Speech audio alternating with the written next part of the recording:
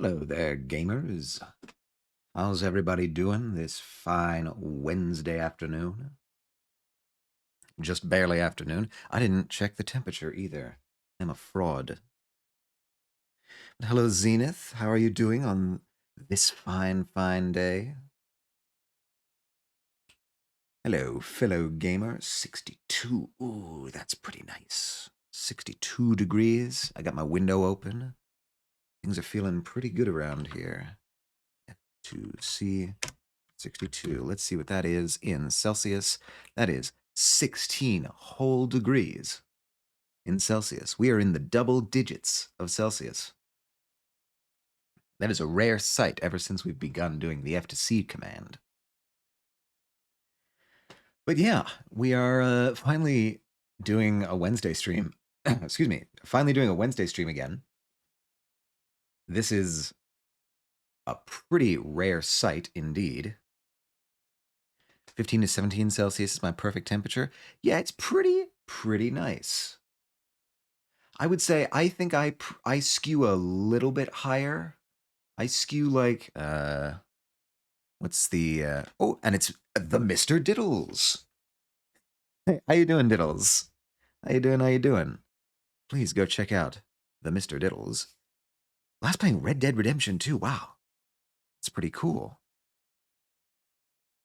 I've never actually played a Red Dead game, but I've heard nothing but great things about it.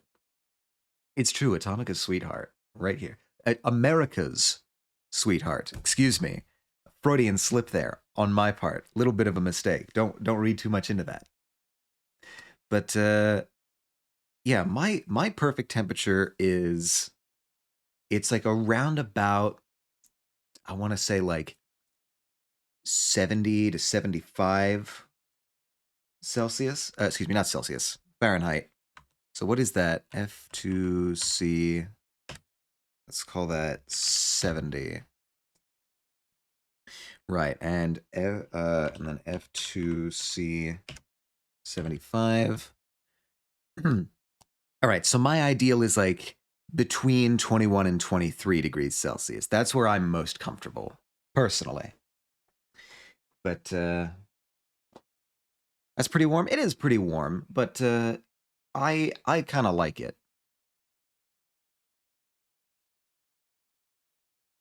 I think that's very much coming down to personal preference, though. Beautifully crafted games, like an 8 out of 10. Yeah, this about tracks with what I've heard about the Red Dead series. It's a lizard because he's one of those NASA heads. I am not a NASA head. I wish. But yeah, uh, I tend to like things skewing a little bit warmer. I am pro NASA. This is true. This is a pro NASA channel right here, and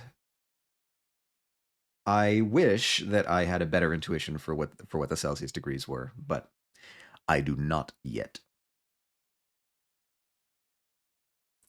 All I do is throw it in a converter. Like people who don't work for the Globe Puppet Masters who support the Globe Earth lie are still globe heads.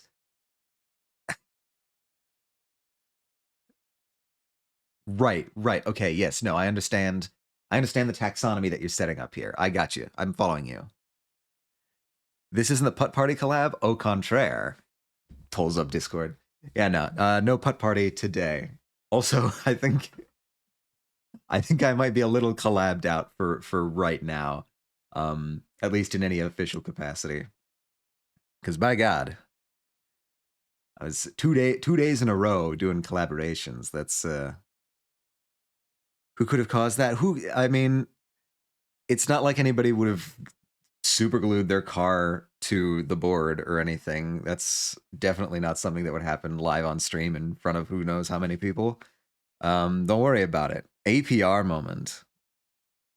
Should have gotten better safety goggles. I see. I might need to update my prescription. Do they make prescription safety goggles? Now I'm curious. While I'm looking at that, behold, I have a new PNG that I'm using, and I'm quite pleased with this one. I'm getting better at not making the eyes look super weird.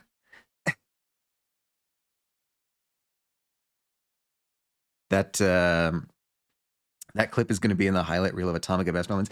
God, I wish it was on my channel. I wish that I could have that as a clip that came up under my channel, but unfortunately I was not streaming the Crab Game collab. So it will need to just exist out in the ether. Can't you wear your glasses under the goggle? Oh.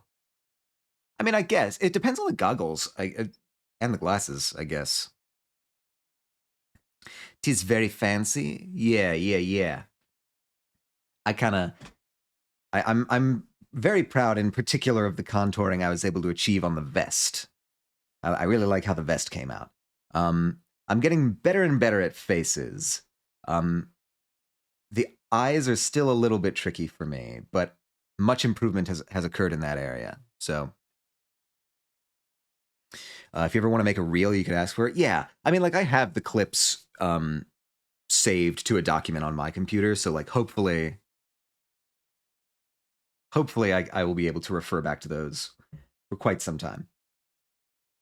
Yeah, like I decided to go simpler, but with some ornamentation, and I think it worked out really well.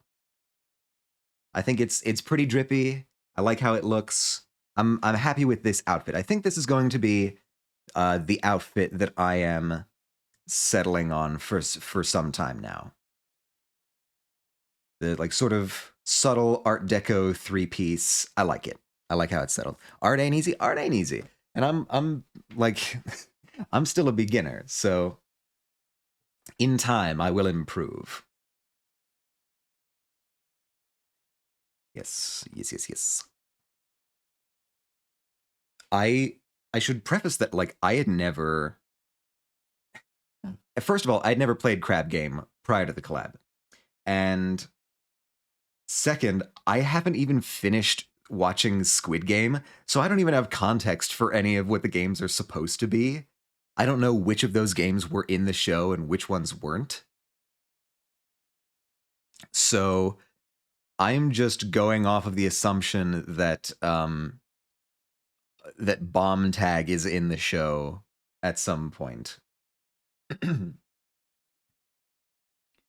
Yes, I've also I've switched back away from PNG Tuber Plus just because it was behaving weirdly on my Mac, and it was just not worth the hassle of keeping that up and running. So I've switched back to the more basic ViadoTube Plus, which is more basic but more reliable, and that is worth its weight in gold on a live stream. But without much further ado, let's switch over to the game screen. Actually, real quick, I just want to take a poll. Okay, well, this is a bad time to ask because the music's changing, but are you guys hearing the background music? Because I checked, I double checked on my phone and I didn't seem to be hearing it. You do hear it? Okay, maybe it's just something that I'm doing wrong. But that's good. Background music is up and running, and we can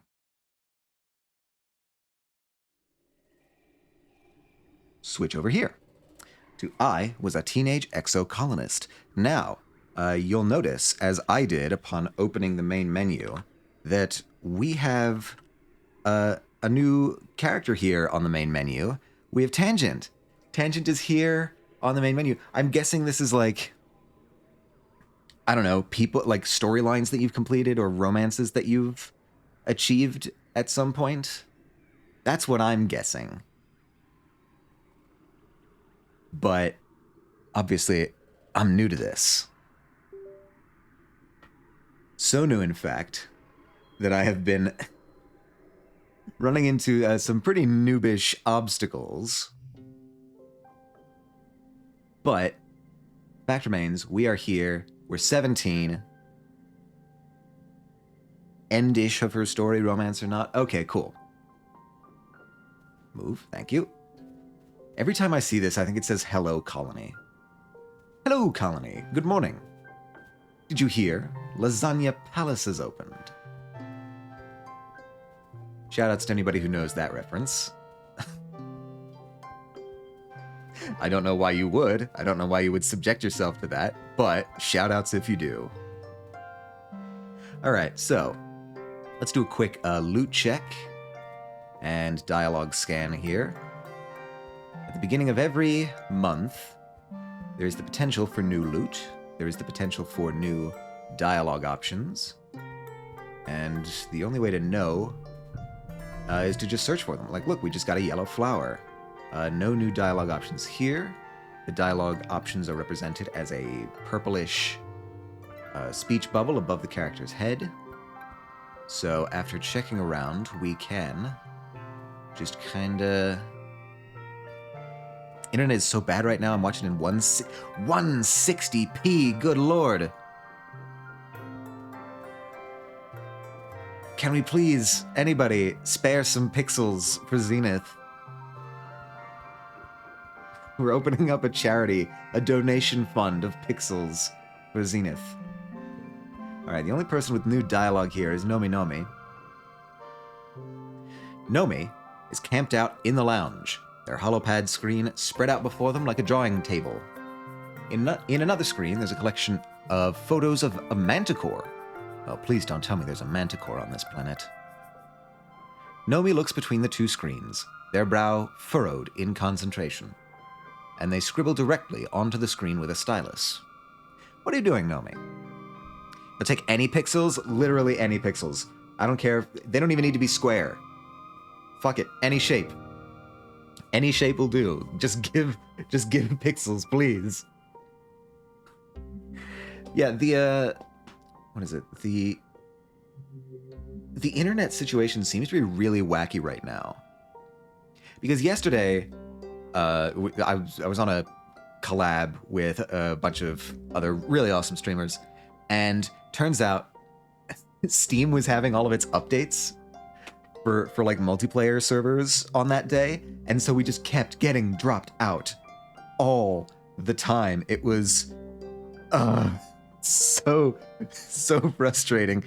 The collab, hello Jazz, yes, Jazz, another member of the collab, you can also attest that we were encountering some network connectivity problems with the collab last night. Gabe Newell did not let us know that such a update was about to be happening, and so we had to deal with it. At the 2-hour mark, I think it fixed itself. I don't even think it was because it fixed... I think it's because literally, like, enough of us had shut down Steam and updated it that that it was able to work. It was like one by one, person by person, they got, like, knocked down and updated. Yours didn't update? Interesting. Maybe yours didn't need to update, or maybe you, like, because you... Because you, you had probably opened stream earlier that day, because you were streaming earlier on Tuesday. So it's possible that while you were playing a single-player game, Steam was doing updates for the multiplayer stuff in the background. That's the only thing that I can figure, because I had to update mine. It sounds like a bunch of people had to update theirs. My only hypothesis is that maybe yours did it in the background while you were playing a single-player game. Yeah, thanks, Steam. Unironically, thanks on your part, but sarcastically, thanks on ours. But we got it working eventually. And believe it or not, that was not the most...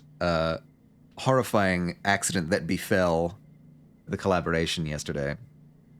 I may have accidentally glued my piece to the board and threw everything into chaos. Why they let you do that precisely, I don't know. I did also install the tabletop game during collab. Oh. That's another possibility. That is another possibility. Wait, Echo can shout people out? Oh shit. I didn't know that. I thought I had that restricted. Oh well. You actually did it, yeah. You actually You actually can shout people out here. The shout out isn't mod specific. Okay. I trust Echo. I trust Echo to use this power responsibly.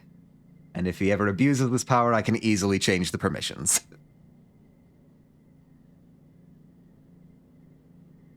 Grandma gets a million shoutouts. And of course, there is always the possibility of retaliation.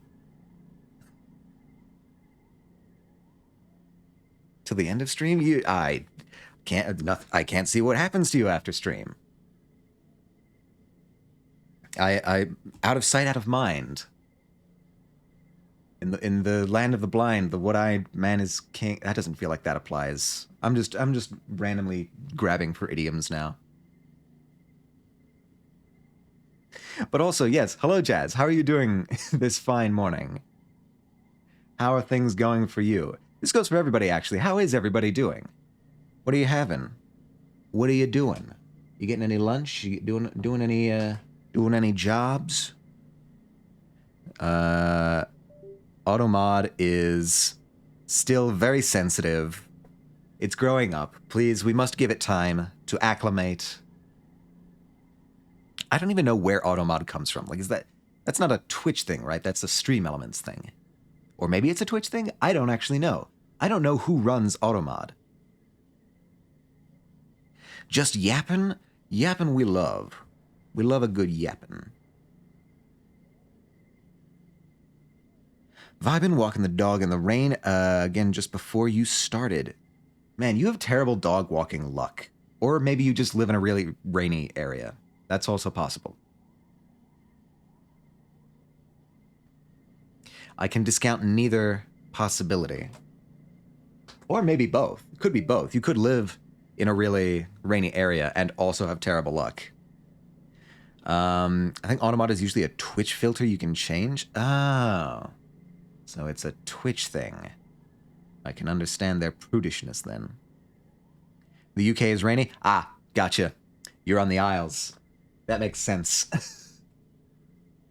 I have heard as much about the UK's weather. So peace be upon you.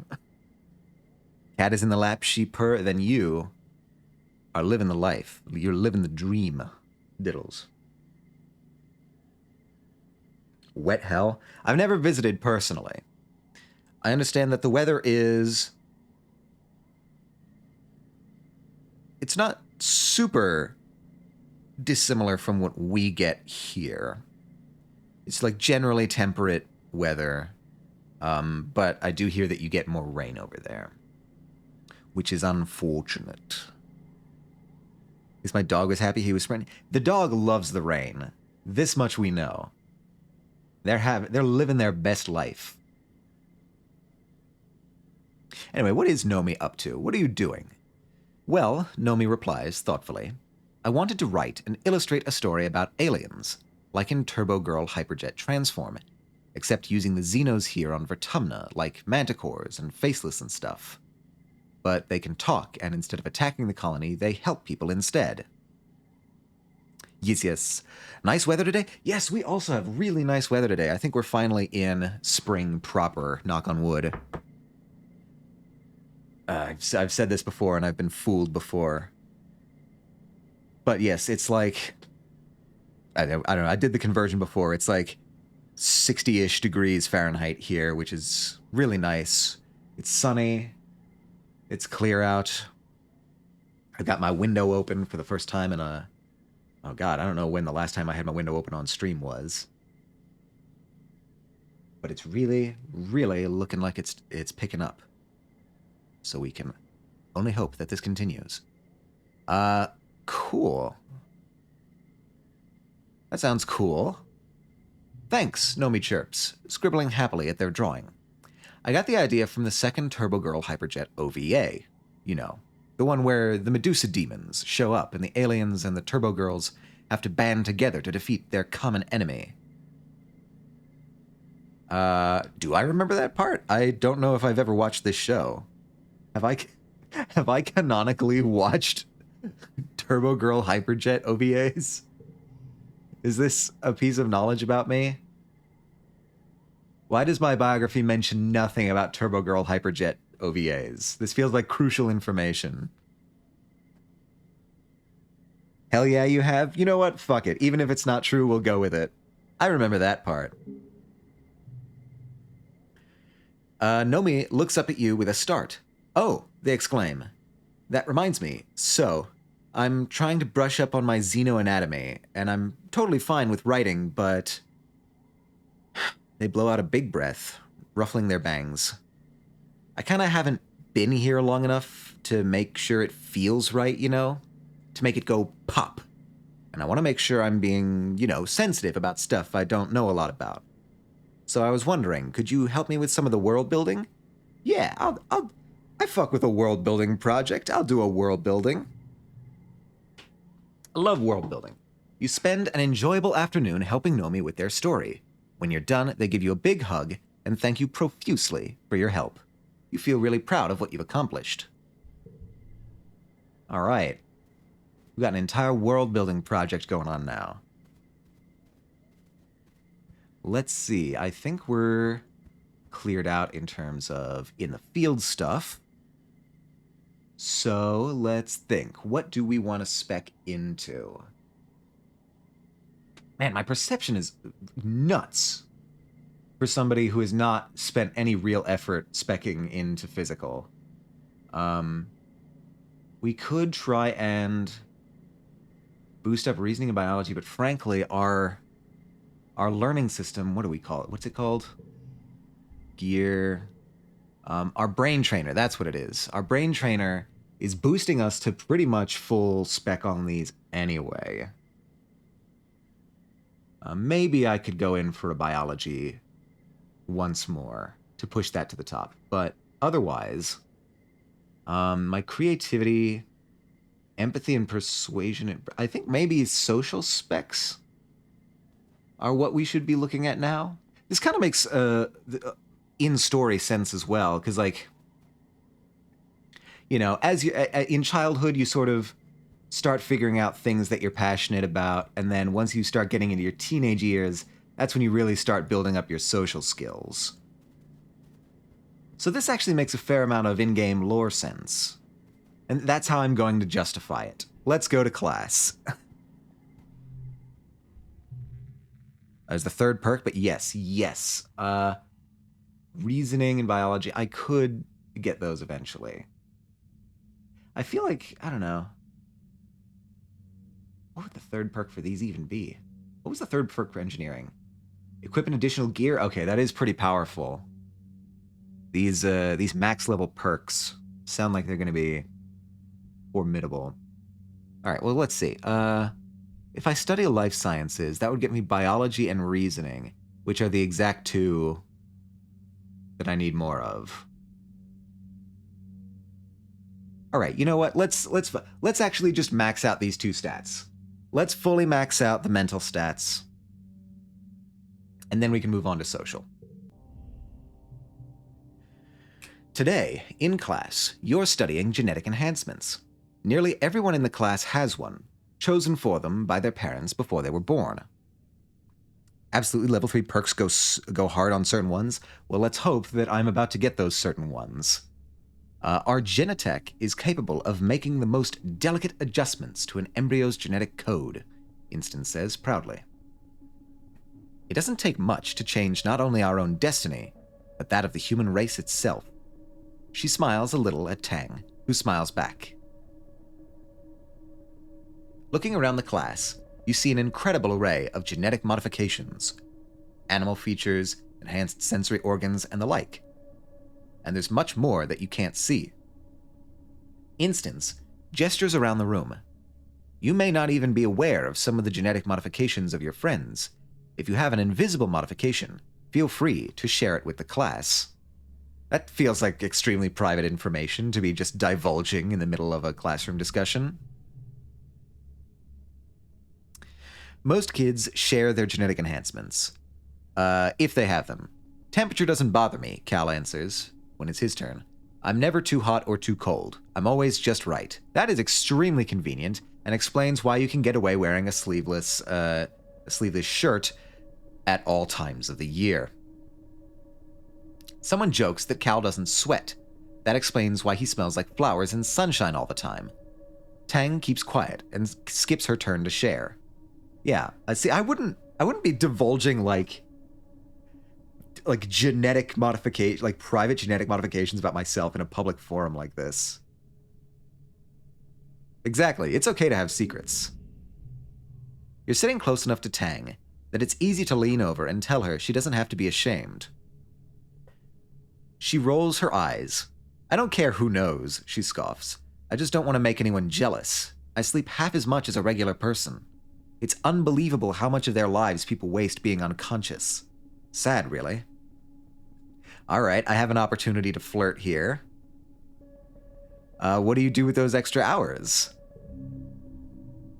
Tang shrugs. Study, mostly. And snack. I eat approximately 50% more than someone who sleeps all night. You're not sure if she noticed you were flirting or not. That's fair. That was a... that was a little bit of a diversion from the flow of the conversation. Bless Tang. Bless Tang. Chat. Raise your hand if you bless Tang.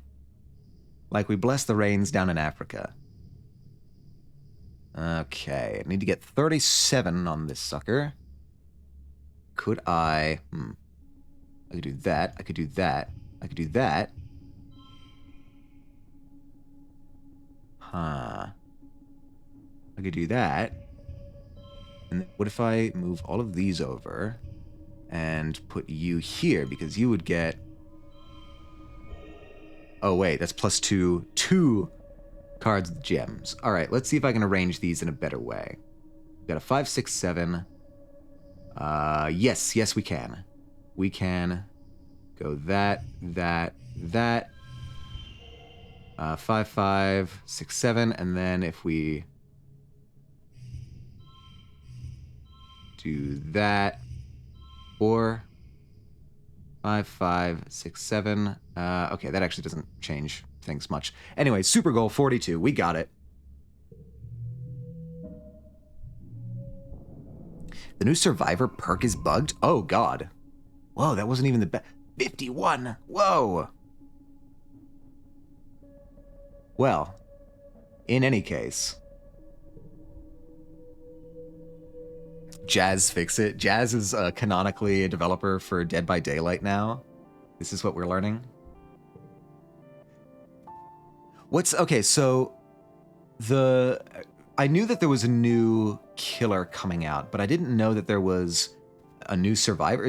Does each killer bring new survivors with it? I'm not aware of the meta yet. I've only played a few games of Dead by Daylight.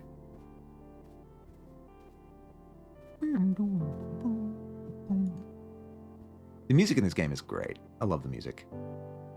Wait, Rex, do I have any logs for you? I do. Holy shit, I have 4 logs for you. All right. It's different every update. Sometimes it's both, sometimes it's just one or the other. Okay. So was this most recent one the one that has both a survivor and a killer update? I got you a present. I do. Yes, Rex. Okay, we are gonna be absolutely... Whoop. Okay, is this... Are we good? Did we get enough? The most recent one is the Unknown as the killer and Sable as the survivor. Sable is a witch. Okay, is that like a...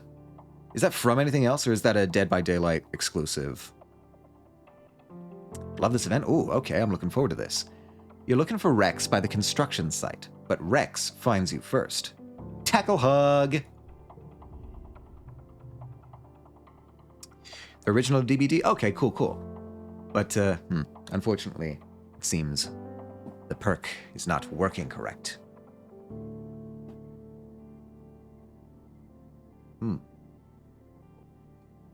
Sorry, just getting a sip of water.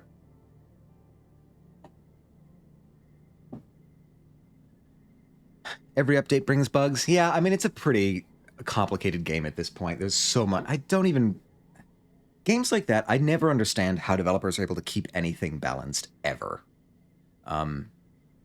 Maybe the answer is just that they don't, but I like to think that they are somehow able to balance these. You turn to the source of the yell. Rex is barreling towards you, arms outstretched. You have about 2 seconds to decide how to react. Well, unfortunately, I've taken far longer than that. Also, last 2 killers were licensed killers. Xenomorph and Chucky. Didn't mean to caps all that. It's fine. Don't worry about it. I thought you were just very excited about this piece of information. Just getting on top of the rooftops with a megaphone. Hey, have you heard? The last 2 DVD killers were licensed.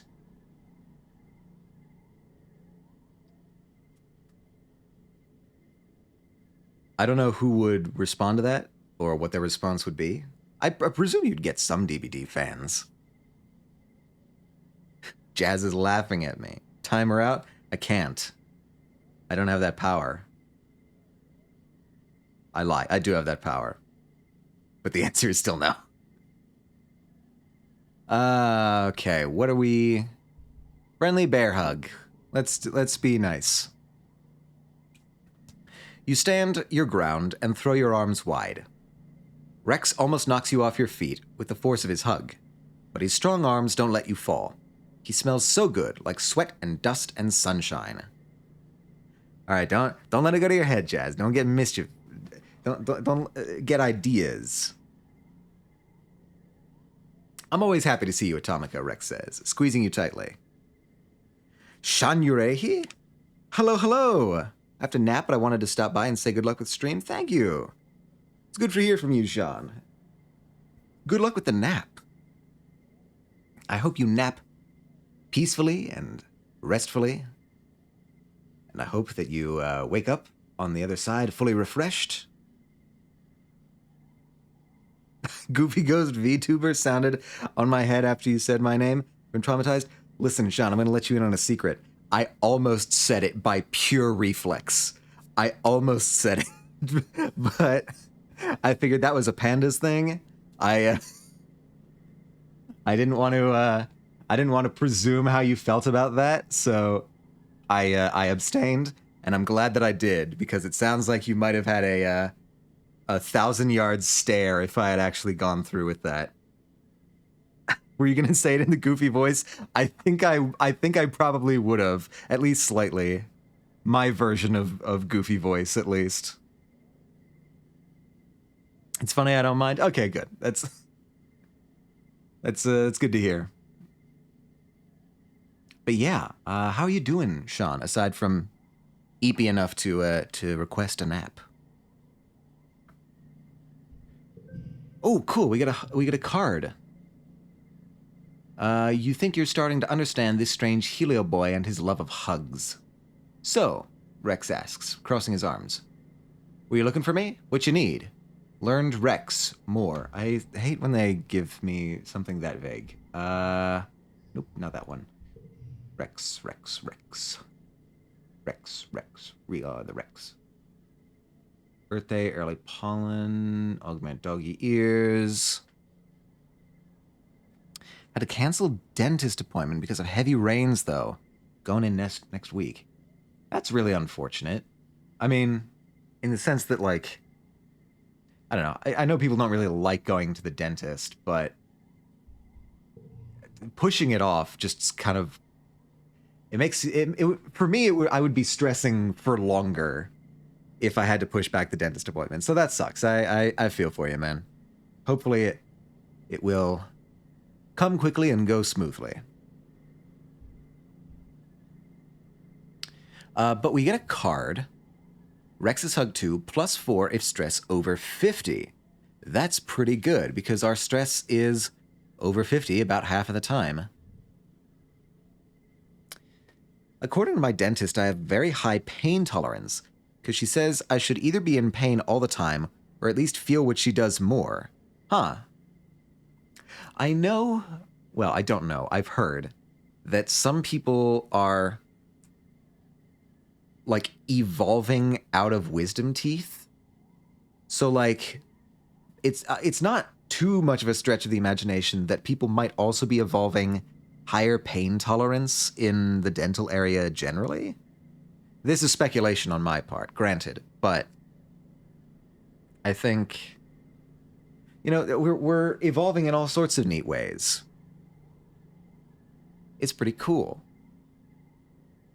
Learned Rex more. What is... I don't understand what that means.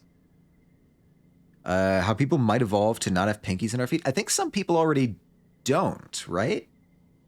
Like that's something that already exists in people, right? I don't know. I've actually never... I've never checked. Like, I've heard about that. My pinky toe? Yeah, I think there's some people who don't have those anymore. Let me check, actually. That's a good research question. Let's check it out. Do some people not have pinky toes? Do some people not have pinky toe? Oh, god damn it, I misspelled people anyway. How people may change in the future from CBC. Who is CBC? Having longer legs to fewer toes. People are still evolving. Many of us will get taller, but not all of us. RIP. Goodbye pinky toes. Attractive faces could be the norm. That's nice. Well, hold on. Wouldn't you have to make shoes change? Maybe if that happens very commonly. I mean, yeah, but we're talking like evolutionary timescales here. We're talking like, you know, at the very least, thousands of years, if not tens of thousands, that this will be occurring over the span of. Like, it's probably not going to be super quick of a change.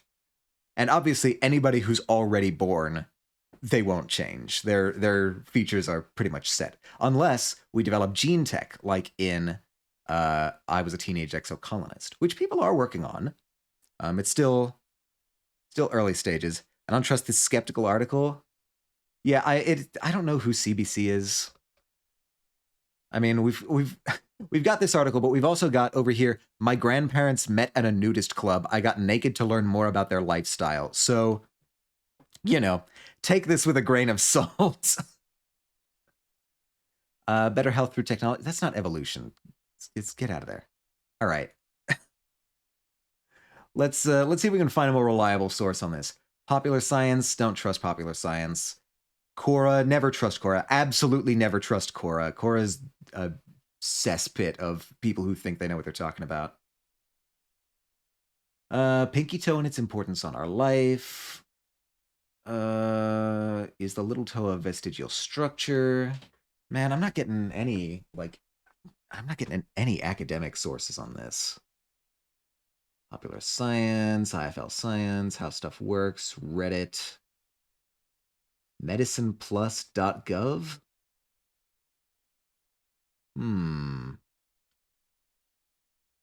My source is that I made it the fuck up.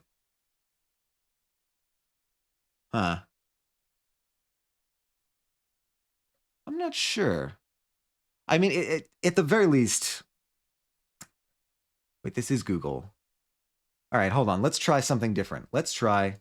let me copy this. Let's try DuckDuckGo.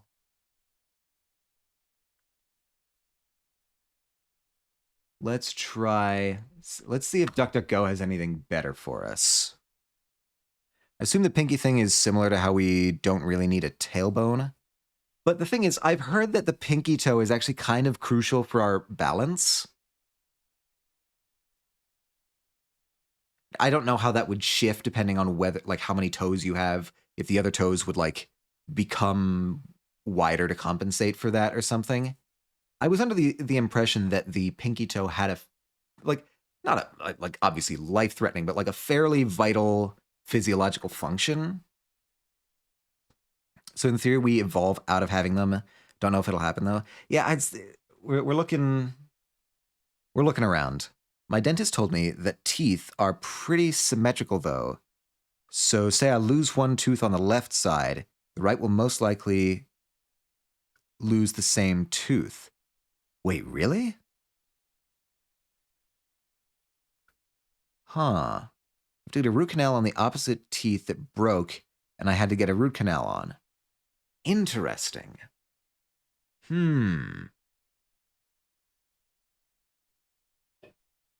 I am not a dentist. I'm not in the field of dentistry. I think Zelda would actually be a good person to ask about this. Isn't Zelda going to school for dentistry? If I'm remembering correctly, I think Zelda's going to school for dentistry. So Zelda, if Zelda pops into chat at any point, they would probably be the person to ask. They would have closer access to the literature and a better understanding of it. I don't know how far into studying they've gotten. This is also true, but even beginners, even like people in freshman year, I've noticed usually have like some level of passion for it. So okay, I go eat for real right now. Have a good eat, Sean. Thank you for taking us on this delightful tangent. I do enjoy them. Why do some people not have a toenail on their pinky toe? No pinky toenail. What's the deal? Thanks for streaming. Good luck, Atomica. Thank you for coming, Sean. Thank you. We always enjoy your company. Okay, well, we've got that same CBC article here. I've seen no pinky toenail? Huh. The really itty-bitty are not there. I can't say that I've ever seen that, but I believe it. Yeah, a lot of this is like broken pinky toes. Broken joints in pinky toes. So like maybe that's what they're referring to, but I don't know. This sounds like this particular thing might be an urban myth. In any case. Whoa. Yeah, okay. More interested in flirting than working, but he's fun to be around. Okay, that's probably what we got. Just wanted to say hi. Let's do something fun. I've been feeling really down lately. I haven't been feeling really down lately. My stress is pretty nice right now. I just wanted to say hi. Oh, well, hey yourself. He jerks his thumb towards the construction project he's working on. I gotta get back to work, but if you want, you can come see what we're working on? Yeah, I'll see your project. Minus 20 stress. Okay, I presume this is just kind of like what would happen either way. Rex takes you on a tour of the construction site. He's great company, and basking in his excitement is a pleasant way to spend an afternoon. When you wave goodbye to him so he can get back to work, you feel a little bit lighter. Done. Cool. I still have like 3 other logs to give you, bro. This actually a present. Oh, it's too soon to give another gift. Damn. All right, I need to wait. What else we got? If you flirted with him, you make out with him, and that's why I love this event. Okay. I see what you're on about, Zenith. I see you. You can't fool me.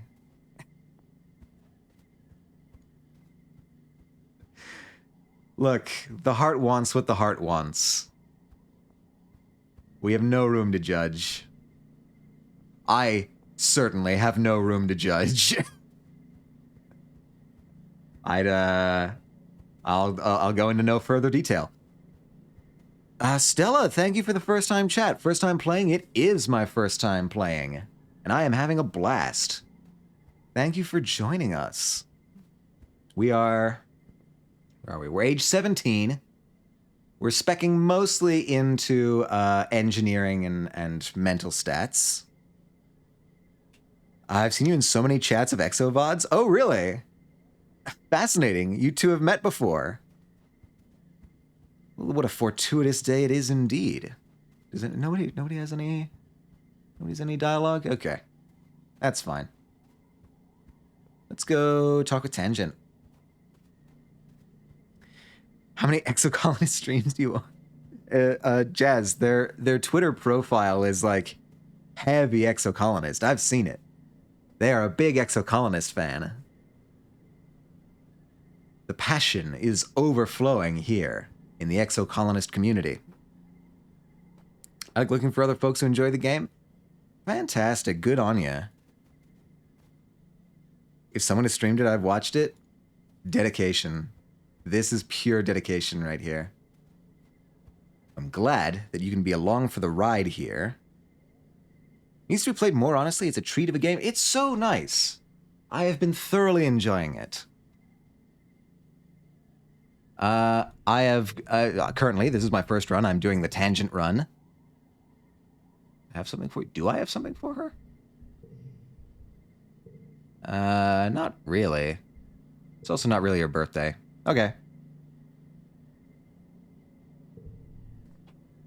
Oh well.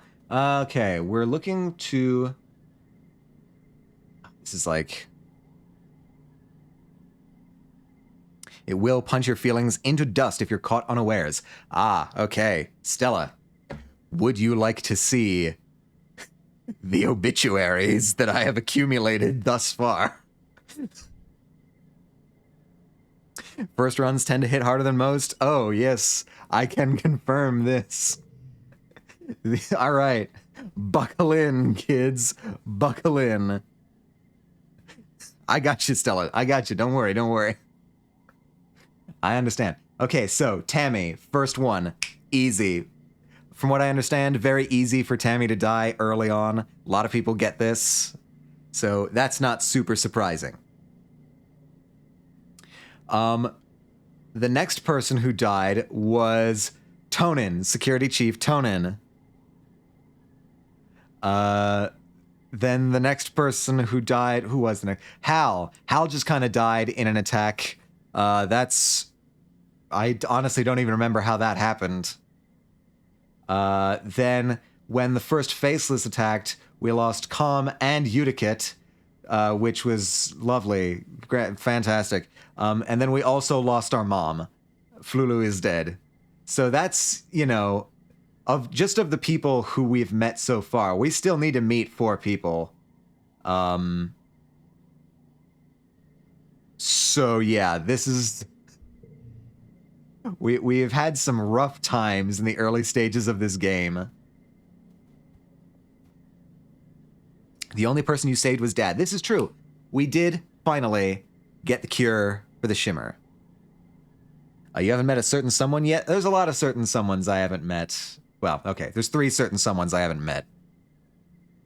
I vote you should explore more, methinks. I can explore more. I'm at I'm at full unstress, I guess. But, I don't know, I really kind of want to try maxing out reasoning and biology. I feel like we're super close.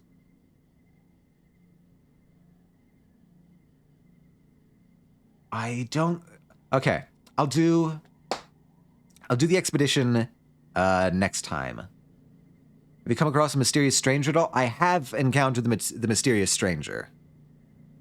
I have encountered the mysterious stranger, but we have not identified them yet.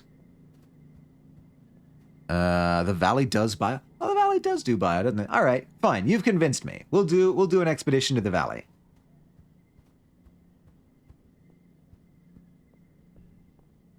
I get the feeling I am being guided by people by certain third parties here, but I am okay with it. Might meet them if you do more exploring. This is what I'm hearing. Maybe. All right, we'll forage in the valley. Oh, cool. We've already got a fruit. All right, let's go home. No, I kid. I mean, corralled. I'm being lovingly and gently guided. You report to the expedition's tent to find not just Utopia, but Security Chief Rhett and Vase as well. I just can't spare... excuse me, Freudian slip there. Ew, Vase. Fascist. Boo. I just can't spare any more of my people, Utopia is explaining to them. You've already pulled almost all of the foragers, and we're already running skint crews in the ridges as it is. Vase, yeah, no, I get the feeling that nobody likes Vase. Do people even try and do romance runs for Vase? Like, I feel like he's just that much of a hated character that romance runs for him would be super uncommon outside of, like, completionism. I feel like this is the thing that, like, nobody wants to do. I don't know, maybe. There's some folks out there that have certain proclivities. Some do if they want to fill out their front screen. Yeah, that's what I figured. It was a completionist thing. I did it for my last one since I'm trying for all of them. It was so difficult. Oh, God. Maybe the strat is to do Vase in the middle so that you're not starting with Vase and that you're also not ending on Vase. You do the Vase run somewhere in the middle so that it doesn't spoil either the beginning or the end for you. I've seen someone go for Vase on their first run. I'm very shocked. That is a red flag. If you've seen someone go for Vase on their first Exocolonist run, that is a red flag. Which kind of sucks, because if you do make the effort, then you can get him much-needed therapy. Oh, okay. That's nice. The anti-fascist run. We love to see it.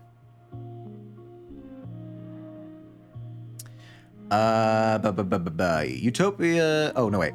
There's one person you can spare, Rhett replies, turning to face you. Hello, Atomica. How'd you like to transfer onto one of my hunting parties? Utopia tells me you're one of her best explorers. We could use someone like you. He indicates Vase. I need someone who can keep up with this one. Vase puffs his chest out proudly. Shocker that I got a really bad end that I had to go back so I can get the romance end. Oh, God, there's alternate ends even for the romance paths. God. What did you... Somebody said it was like there's 40-some endings to this game. That's insane. Like, it doesn't make him change his mind about everything, but it does help him grow from being a massive dick. That's fair. And realistic. Why do we need to kill them? Vase laughs, because they're killing us, Atomica. Keep up. He clenches his fist. It's the classic struggle between humanity and nature, he says. Nature's not all flowers and rainbows. On Earth, everything and everyone was trying to kill each other. For survival, for food, hell, even just for fun. I can't wait to bag a real trophy Xeno, he chuckles, framing his hand like a painting on a wall. The first 10-point buck on Vertumna. I don't think there's bucks here, dude. I think you need to read. I think you need to read a book. Oh, hey! The ad incoming thing finally works. Good. I was worried about that.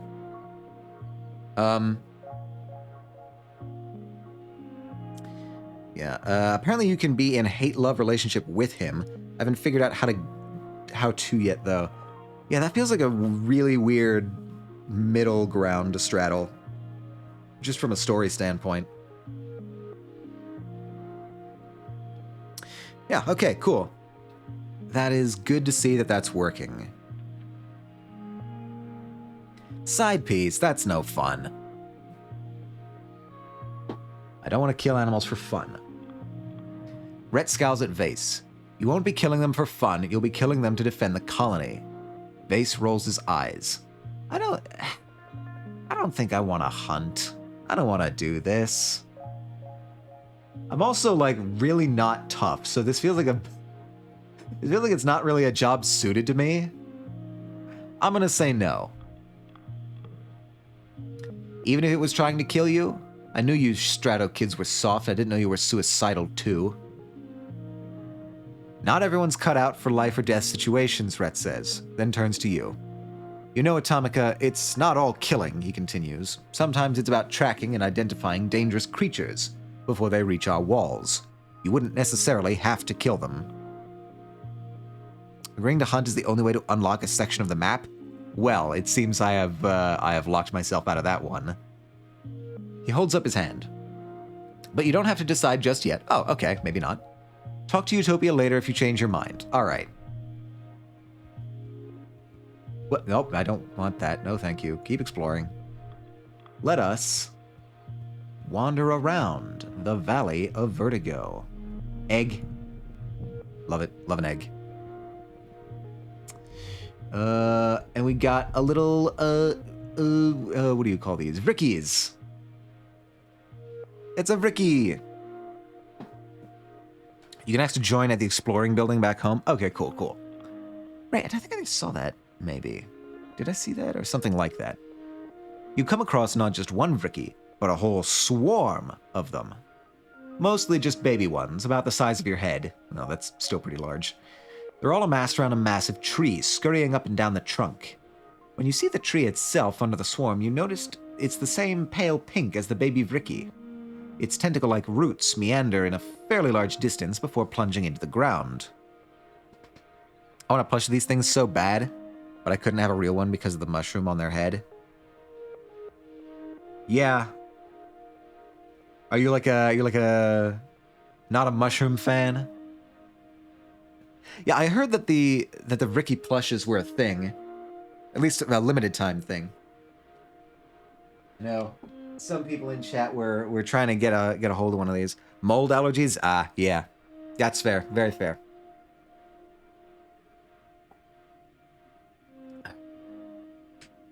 I should be getting my EXO plushies this month, hopefully. We love to see it. Hopefully, the shipping goes well. Where are they even shipping from? Because, like, a month-long timeline is pretty long. When the Vricky see you approach, they get agitated. And they look hungry. Definitely hungry. Like dozens of hungry, grapefruit-sized, furry pink spiders. The stuff of nightmares. Wait, I need bravery. That's what I need for that. Okay. Shrug? Yeah, okay. I wouldn't know either. Bravery 10, 50 or greater. Oh. What is my bravery? Oh, come on. Come on. Really? Is there anything I can do to boost my bravery? God damn it. Alright, fine. We'll fight them. 63, that's right. I forgot everything is high level here. What's it at? I'm still on 160p. It's at 49. It's literally 1 point below what I would have needed to pass that check.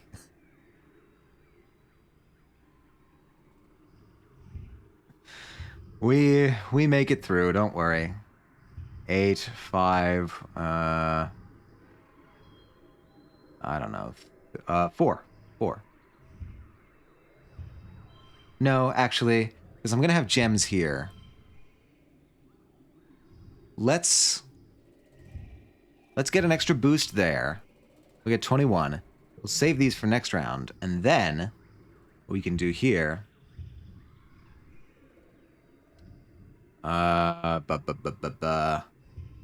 Do you...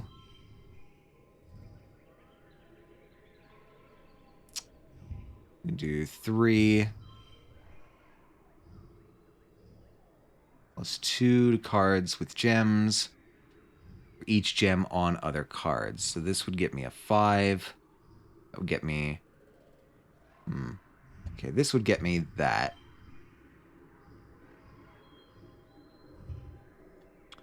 2, 5, 4, 5. Oh, we got an ad break. We will... Plus 5 kudos if total equals goal. Okay, so if we nail 42 exactly... That would be great. It's 18, that gets us 15. All right, let's go with that. 24. If we can get 24 exactly on this one, that gets us 11.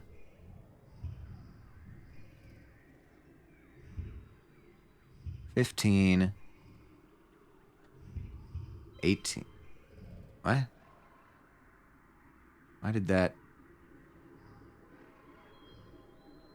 Oh, right, because that... Okay, we got rid of that. That was our problem. 15.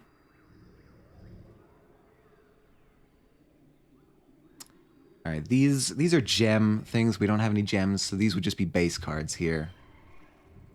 25. Dang it. Not quite right. If we instead transpose That's... 24. That's how we do it. That's how we're gonna get it. Gonna get the 5 kudos if it equals the goal. Hell yeah, look at that. We did it. That wasn't so hard. Smack a couple of them to the ground, and the rest scuttle up the boughs and hide there. You puff your chest out bravely and walk on. Alright, time passes, plus 15 stress. We can handle it. Another Vricky. There's a lot of Vrickies out here. A curious Vricky blocks your path. It's acting strange. It keeps scurrying up trees and hanging upside down to get a different angle to look at you, then dropping down when you try to pass underneath. It may be small, but it's at least attempting to be intimidating. That must mean something. I guess we'll approach it. Do a bravery challenge. Oh, good. We've got one locked in. Oh, perfect. Love to see it. The one that gets +2 if it's in the first or last pane is in the exact middle pane. Great job. Thanks, game. Alright, we gotta get 61 in 3 rounds. We can manage it. 2.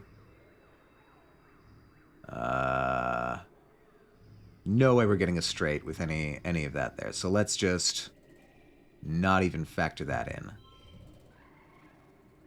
Let's go 8. Got 22 already. Bam. We've got another 8.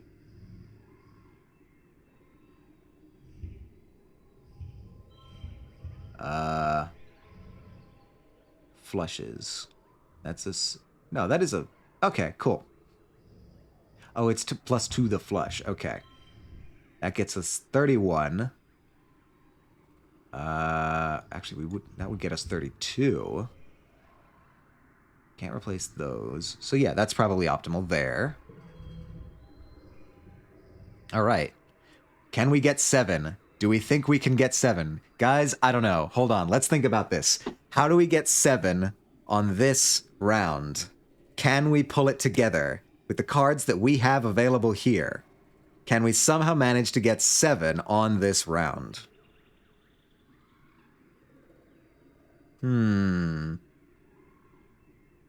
Okay, we can start with 0. Should I just put all the blue cards on here? Should I just do it? Blue. Blue. Blue. We got a super goal. We got far exceeded even the super goal of 17. Can I do better than this? I don't think I can, actually. But, wait, no. I can. I can get 29. Hell yeah. That's not even max. I could have gotten 31. Damn it. Right, this is the event where the Vricky runs up your leg. We've seen this before. We got a bravery boost for that. You hear a rustle in the bushes and catch a glimpse of a shadowy figure. Could it be a person? Whatever it is, you quickly lose sight of it in the jungle. Let's follow it. +1 perception. That's good. I'm doing pretty good on perception, actually. I get a lot of that out here in the expeditions. The wilderness is thick here, as is the fog that comes in waves. You'll need to rely on your tracking skills to go further. All right, let's track it. What kind of a... Okay, it says it's an easy challenge, though it is 65, so perhaps its assessment is in need of recalibration. Let's go 5, 6, 8. That gets us 32. Halfway there already. We could do that. And that and that and... Oh no, that's minus to physical challenges. Let's... Alright, if we do that, that's 22. If we do that, that's also 22. So let's save you. Alright, we need to get 11 on this round. Doable, doable. Oh, we can double the value here. That's 16. honestly, would that even... I get an extra 17 there. Okay, can I optimize the like... That's 11, 15, 17. What about you? That gets us 11. So this is 17. I think that's the best we can do there. Yeah, okay. We'll work with that. It was not optimal. What could I have gotten? 25. I was not even close. You're looking for a person.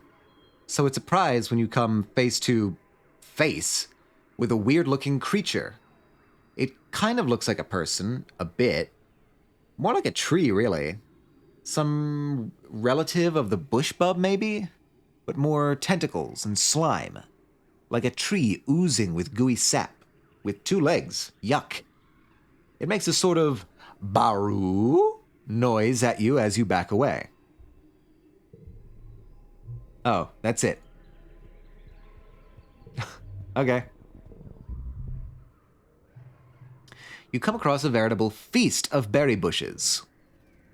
Spiky, fierce-looking bushes with glistening red berries. They look delicious. Let's research them first. 63 is our target. We can manage 63. 222. This is unchangeable. What are our highest ones? Okay, we can do that. There's social cards. That doesn't really help. I guess, you?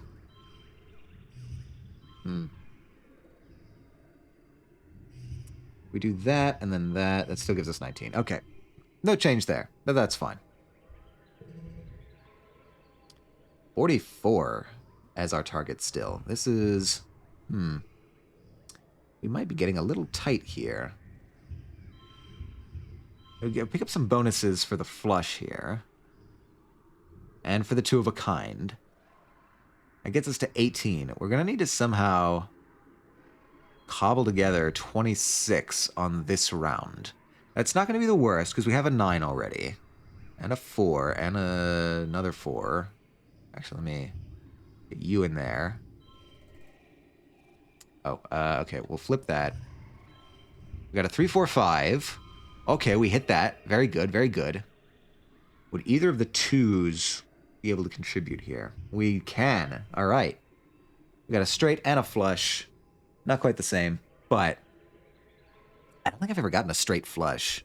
I don't know if I've ever done that. But in any case, we win. Oh man, I could have got one more. That's frustrating. Your research confirms that these red berries are highly toxic. You shouldn't even be here. Ignore and continue through them. You cut a path through the bushes, carefully avoiding even touching them against your skin. All right. Berries avoided. Oh, berry. No, sorry, bobber fruit. Excuse me. My taxonomy is out of date. Another squeeger hive? Ugh. I hate squeeger hives. Should we try to harvest honey? We can do this. An animal challenge. An easy animal challenge, even. Card becomes 3. Oh, Jesus. Oh, actually, that might be beneficial there. If I can do that... Okay, I won't be getting any, like... I won't be getting any straights, but this is a pretty decent flush, especially with the double getting a 16 here, and this becoming a little extra bonus. Cool, next round. Card becomes 3. We still have that. This can become a 3. That'll help. Got a 6 there. And maybe, oh yeah, we got +2 to cards with gems. That'll help. And that even nets us a little bit of a 2 of a kind there. Very, very nice. All right. Card becomes 3. That's unchangeable, so that doesn't help. Honestly, any of these being 3 would make them worse, except for the actual 3. So the 3 goes there for now. You get a 4. Oh, right. We only had to reach 7. Cool. Well, let's just max it out anyway. There's 8. There's 26. Wildcard values match as all pairs or straights. I'll be real, I don't understand what this is doing. I don't understand what this is or how it's calculating it.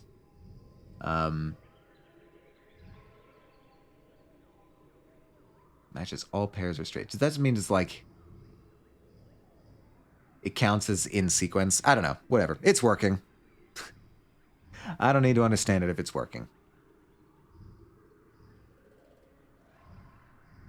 Right, okay, because that's counting as a 2 of a kind. So it's treating that as an 8. It's counting that as a 2 of a kind, so it's also treating it as a 3. And then it's also counting it as a straight, so it's also treating it as a 2. So it's really just whatever it needs to be to get me the best score, which is nice. I think actually what I can do here is bam, bam, bam. No, I can't. I can't move that over. Frustrating. Okay, then let's just throw that in there for some extra points. And, we're getting so close. Okay, we get 10 kudos from the honey, and we get 15 stress from the stress. Wait, well, hold on, what are you? Oh, you're a flower. Cool. Wait, I'm seeing, like... I'm hallucinating. I'm seeing item cones everywhere I go. Something about the ground here draws your attention. It's oddly lumpy. What's up with that? That's the watermelons or whatever. What are they called? Scope it out. Let's see it.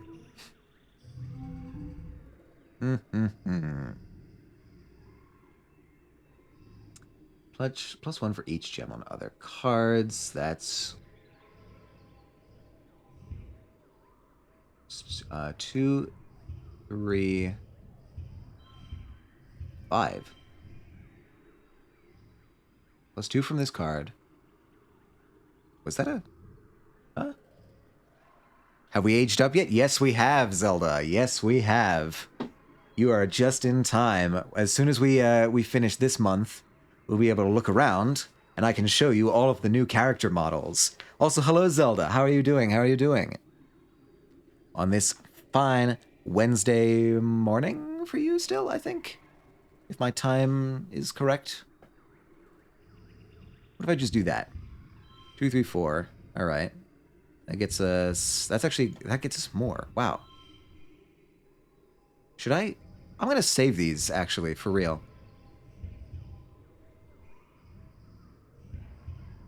That gets us 2, 3, 4.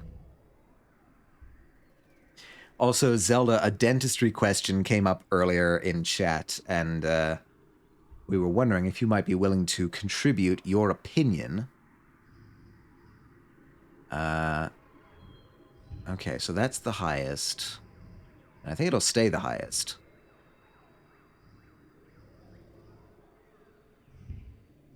Let's go 3, 2, 2, 3, 5, 5. What is the question? Okay, where... We were having like a bunch of dentistry discussions. Hold on, let me scroll back up in chat to see if I can find this.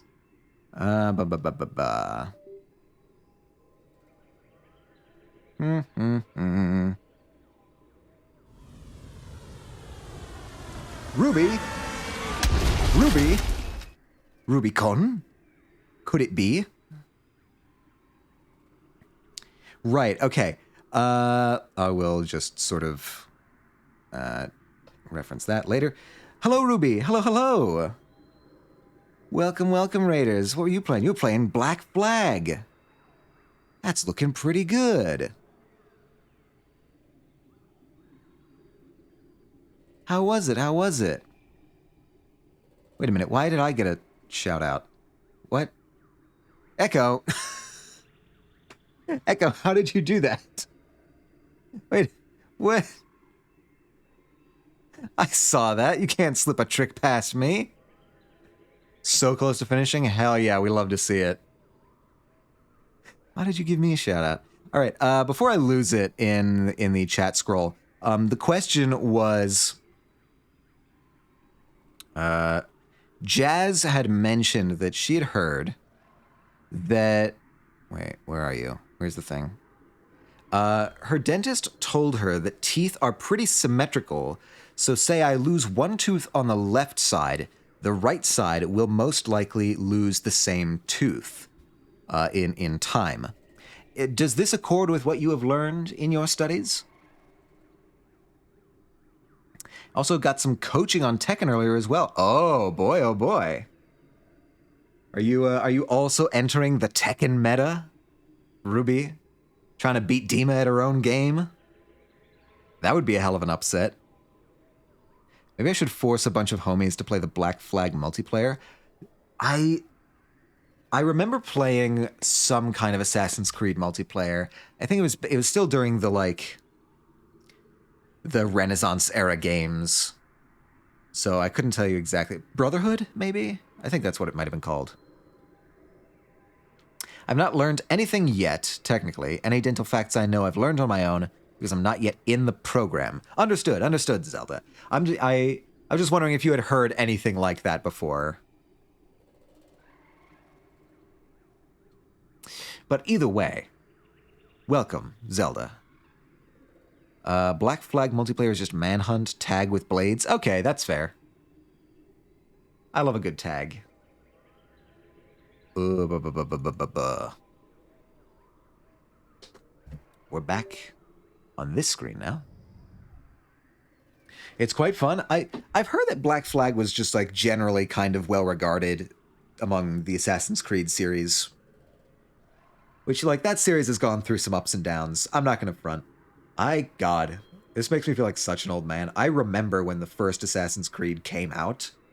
That was mega popular on the 360 days.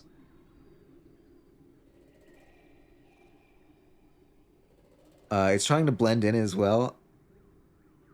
You're trying to seem like the AI. Right, yes, I remember. Wait, no, that's the same kind of multiplayer that I played. I just clocked it. Yeah, no, I love that game mode. It's so good. It's such a good game mode. I loved it when I played it. God, you're old? I am old, yeah. I was there when Assassin's Creed didn't have multiplayer. We wanted Assassin's Creed multiplayer. We had to imagine each other in the game. We had to paint the faces of our friends on the NPCs if we wanted to stab them. Alright, I think this is... I had a feeling Diddles would know it? Yeah. Back when games were allowed to be single-player before COD. This is true. Man, I get the compulsion, I get the drive, but man, I really wish there was more single-player stuff.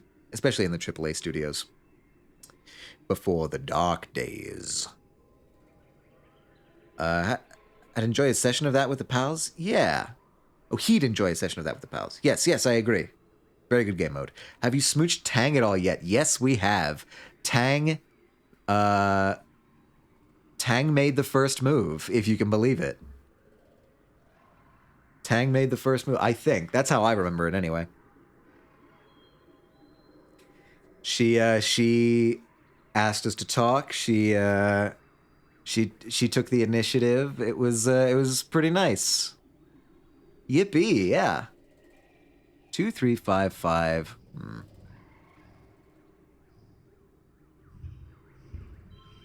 I guess those are both.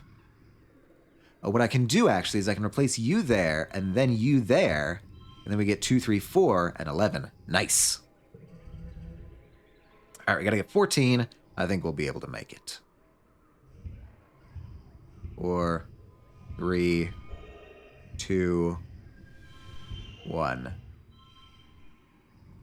That is looking pretty nice. All right, cool. We're gonna finish up in the valley, and then once we get back, Potatoes. Yes, that's what they're called. Potatoes. Orange 1. Plus 10 kudos. Yeah. The horrific morning you had. Oh, no. You want to talk about it? If you don't want to talk about it, that's perfectly fine. We can just chill here with some exo-colonist. And whatever this event is. Oh, right. You've been saved a few times from certain doom. Or at least discomfort. And it can't have been a coincidence. It's time. Okay, this is what I was hoping. Something or someone has taken an interest in you. You're being followed. You're beginning to get a feel for this place and its dangers, so the next time you hear the hiss-click of a nest of hungry snap bladders, you walk straight towards it, keeping an eye out for anyone watching you from the trees. A carpet bug infestation? Oh, Jesus Christ. That's awful. I'm sorry to hear that, Zelda. I presume that you've got some folks coming in to deal with that. Does the university, like, help with that at all? They've got to, right? You're beginning to get a feel for this place and its dangers, so the next time you hear the hiss-click of a nest of hungry snap bladders, you walk straight towards it. Keep an eye out for anyone watching you from the trees. There. Just as you think you have to climb into the damn nest to get your savior to show up, you see a shadowy humanoid figure darting behind a tree. You make eye contact and you both freeze. His almond-shaped eyes widen in his not-quite-human face, and he slips away into the jungle. All right, we're gonna do something. Yes. Ask them to leave. Everybody's excited. Everybody who knows this character is excited. And our entire upstairs is carpet. Oh, it's at home at my parents' house. Okay, Cookie, got it. Oh, man, because that's your spring break, isn't it? Aren't you on spring break? That sucks. That's a terrible way to start a spring break. I'm sorry to hear that, Zelda.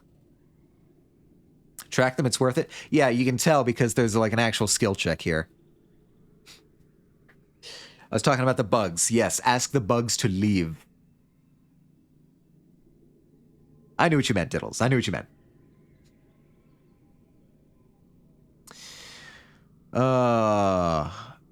Spring break. Awful to hear.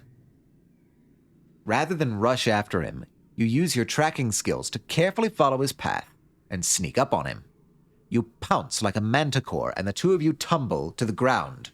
You pin his arms. Is this why you meant it was worth it? Is this why you meant it was worth it? I see the two of you. I see you. I love getting tunneled when I just want to get an adept challenge done. DBD is the worst. Echo is going through it right now. Basically serving as a beta tester for the new glitchy Survivor. My mom has been vacuuming up the bugs. Does that work? Right, okay. Yeah, no, I see. I see what you two are about. I am never going to trust you two again. I am never trusting you. I am a committed man. We are on the tangent run. Control yourselves. We are goddamn adults. He's important to the plot. I recognize that he's important to the plot. But it seems like you guys are focusing a little bit more on the plot, if you know what I'm saying right now. I understand you guys. Yeah, plot. I am being sabotaged at every angle by chat. You need his help for best ending? Okay. I'll grant you that. But I know what you people are wanting. I see you. You can't hide from me. Just a bonus, he's fine? Mm-hmm, yeah. You get a good look at his face for the first time. The long, delicate features, the odd tone of his skin, almost purple, and his glittering alien eye. It's not that alien. He looks basically human. Before you can answer your questions, you jump off him and back away. What is he? He's okay with poly relationships, so if Tang is down, it's all good. Okay, he brushes the dirt from his Sim. Interesting. Okay. He brushes the dirt from his clothes and stands up tall. Very tall. You have to take another step back to get a good look at him. You catch a glimpse of a pale purple wrist under his tattered black sleeves. Really? I can't see the sleeves at all. Sim? Alright. Tang is monogamous, so am I. So unfortunately, that's not in the cards, for this run at least. You have to take another step back to get a good look at him. Let us dream, dang it. Let us dream. You catch a glimpse of a pale purple under his black sleeves, delicate like bird bones. I am a gardener, he purrs, and you're trespassing on my planet. Oh. Rex, Mars, Sim, and Utopia, my perfect polycule. Utopia is still, like, wild to me. She is so much older than we are.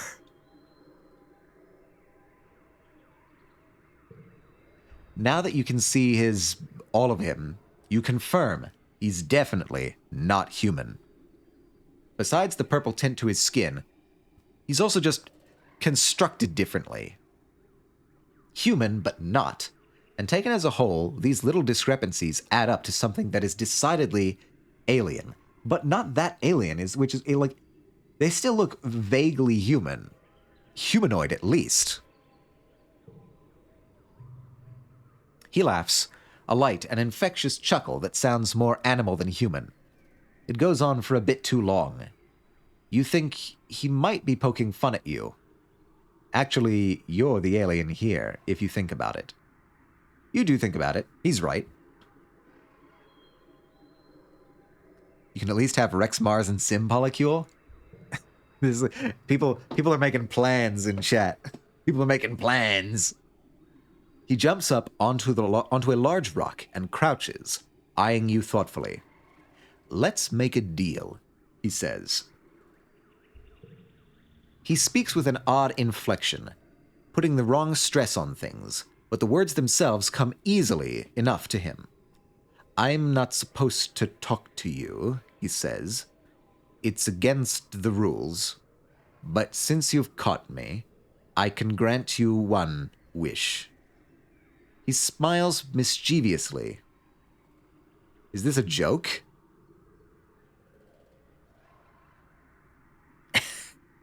I've done it before. It just got to be a certain career. Oh.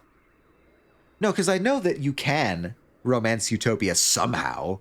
It's wild to me. I can't conceive of it in my head, but I know it's possible. I wish to know more about you. He gives you a sly look. In time, Atomica, I hope. He pauses, and his eyes unfocus for a moment. He stares straight ahead, unblinking. Then he slowly stretches like a cat and stands up. Well, this has been fun, but I'm afraid duty calls. He doffs an invisible hat towards you. My name is Symbiosis, by the way, or Sim, if you like. Me when I dissociate? He might be contacting other people, I think. That's what it reads as to me. He jumps behind the rock and disappears. Literally, he disappeared. You search all around and can find no trace of where he might have gone or how. Stars, you just met an alien. You're too worn out and tired to continue. You have to go home now. I have to go home now. You're back. I feel like I should probably tell somebody about this. You're browsing the colony bulletin board on your holopalm over breakfast when you notice a new post from Nomi. It seems to be a short story. The title is Xenos to the Rescue. Ooh, boy. You open the story and read through it. Wow, it's actually pretty good. Nomi did a great job of grounding the unrealistic premise of talking manticores with relatable characters and a strong emotional story. With your help on some of the finer details, Nomi's written something that truly elevates the art form. Hell yeah! We love Nomi. Nomi's great. Nomi is a serious candidate for like who I might go to try and romance on my next run. Either Nomi or Anemone I might try. So, we'll see. Plus 50 kudos, hell yeah. You get the notification through your holopalm that you've received some kudos, along with a message from Nomi. Thanks for the help, Atomica. Here are your royalties. Cool. You love to see it. You love to see it. Ah, it's raining. Zenith, how does this make you feel? Homesick? Oh, wait, there's dialogue there? Okay. Dialogue. Oh, right. Zelda, are you still hanging around? I can show you all of the new character models. Okay, we're double checking for loot and dialogue. Yes. All right. Let's start. Actually, let's save tangent for last. We'll save the best for last. Right now, I don't think I can see myself super clearly, but yeah, this is my angsty portrait. So I don't know. Extrapolate happiness from this image, and you'll get a decent idea of what I look like now. We've got all the characters are good beans except Vase. He's just like a prickly bear. Yeah, I get that vibe as well. So here we look hot. We do look hot. We're pretty good. Everybody looks hot. I will say. I don't like the fascist Vase, but even he looks hot. Like everybody in the game looks hot. I won't deny that. I'm not blind.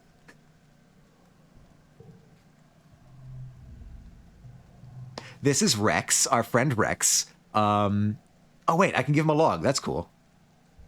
Here, have a log. Rex is the dog boy. Lots of people like the dog boy in chat. Yes, we love Doggo Boy. I need some time off? Yes, I do. But before we do that, I'm making the rounds. This is Mars. The politician in waiting, I guess.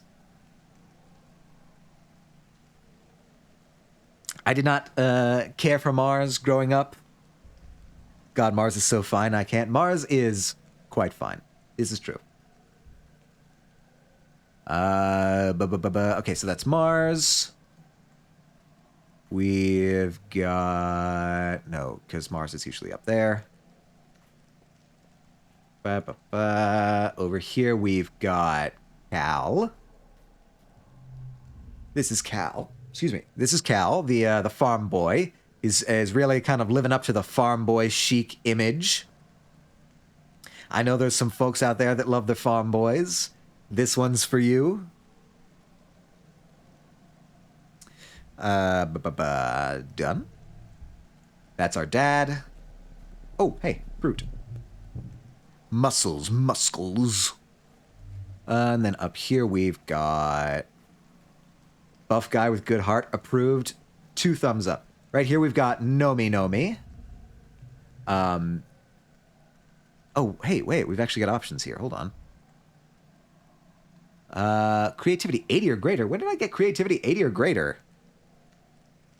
I could, I would date all of them at once. I get that vibe, yes.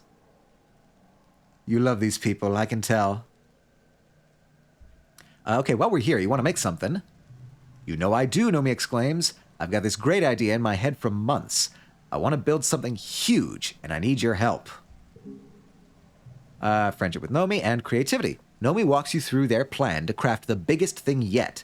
A massive dilly pillar float that you can carry on your shoulders, using mushwood sticks to puppet it around and make it look like it's dancing. It's a huge hit, especially with the younger kids. You get a workout and you get to make something beautiful. Very nice. Nomi, best them be around. It is true. Also, basically the only Themby that we interact with on a regular basis, except Seek. I think Seek is non-binary, but truthfully, we don't interact with Seek very often. This is Diz. He is the emo boy. I don't think he has to wear the armor. I'm not totally sure. Yes, Seek do. Okay, good. I was remembering correctly. You and Diz are sitting on the tailgate of one of the expedition's vehicles, shelling blobber seeds with your teeth and spitting the hard bits on the ground. Now and then, one of you points out something funny a passing surveyor does, or spots something under the mush trees. This is the easiest way to talk to Diz, by not talking at all. Favorite emo boy, yes. You can definitely see the archetypes that these characters were based on.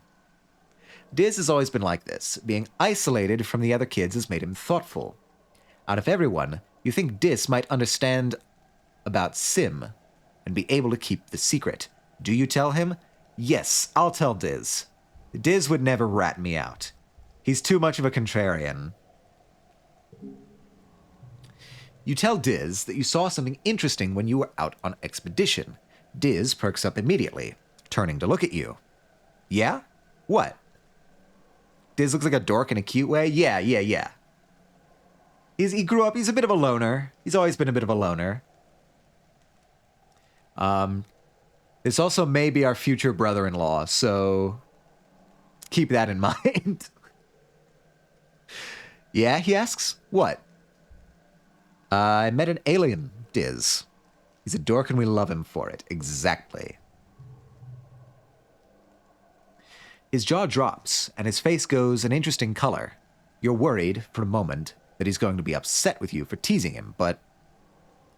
No smooching him then. No, not this round, not this round. No way, Diz hisses, leaning in. But I met an alien too, Atomica. What was yours like? Like us, but an alien. You describe Sim, his long dark hair, his big eyes, his faintly purple skin... the way he never seems to answer any of your questions. Diz stares at your face. Wait, you met Sim too? You nod, and Diz's hands fly to his hair. He said he met another human boy, but he didn't say who it was. It was you this whole time. He made me swear I wouldn't tell anyone else, Diz says earnestly. It's a weird expression on him. If the Helios found out about the gardeners, they'd probably just try to kill them, like they kill everything else. So we can talk about Sim, but we have to keep it a secret. So, the Western Ridge ruins. Yeah, I'm sure the gardeners are related to those ruins somehow. He shakes his head. I asked Sim if the gardeners built what used to be here. He said the ruins built the gardeners. He's always speaking in riddles. Okay, this will be our secret. Diz nods, looking serious.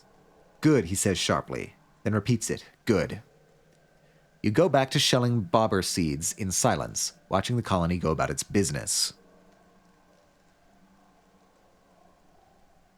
If you said the tall, dark, and handsome option, Diz would have said he thinks Sim is more pretty than handsome. Interesting. Yeah, they do kind of have like a non-binary vibe about them. It's true. But apparently they linguistically read as masculine, so that's interesting. He, him pronouns and such. All right, and last Oh, no, no, no, wait, sir. I forgot. I forgot. We got anemone. This is anemone. I don't have much of anything. I don't think I've ever talked to anyone as much as I talked to Vase. I feel like I can talk to him about anything, you know? Yeah, this is the, poor anemone. She's falling down the fascist rabbit hole, and I don't know what to do. I headcanon Sim uses any pronouns. I guess so. The game seems to say he, him.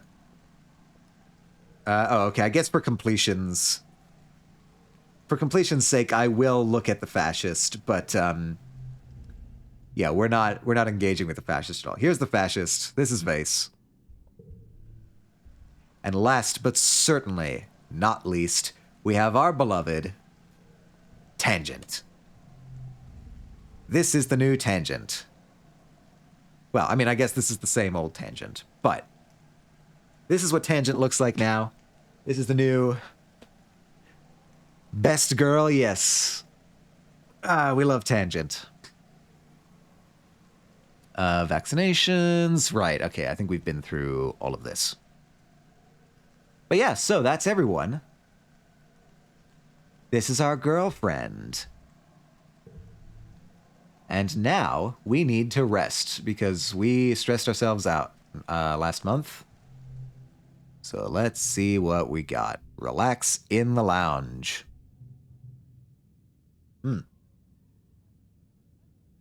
You nestle in the cushions, close your eyes, and listen to music. You have an archive of over 100 years of music to choose from. But still, you wonder what new songs they're writing these days, 10 million light years away from Earth. The only new music you've heard is when the adults have come up with a new space shanty. It's nice, good music for harmonizing when your friends are, with your friends as you work, but it's not really something you want in your ears all of the time. What year are we on? We are on 17. We're on year 17 right now. Okay. Keep your memories. Should I start? I'll forget crawling. Forget crawling? Okay, yeah. I don't need crawling. Crawling I can do away with. And we're in mid-wet, which also means that we should find Tangent a gift for her birthday next month. I feel like I'm forgetting something? Don't worry about it. There's a lot of things in this game.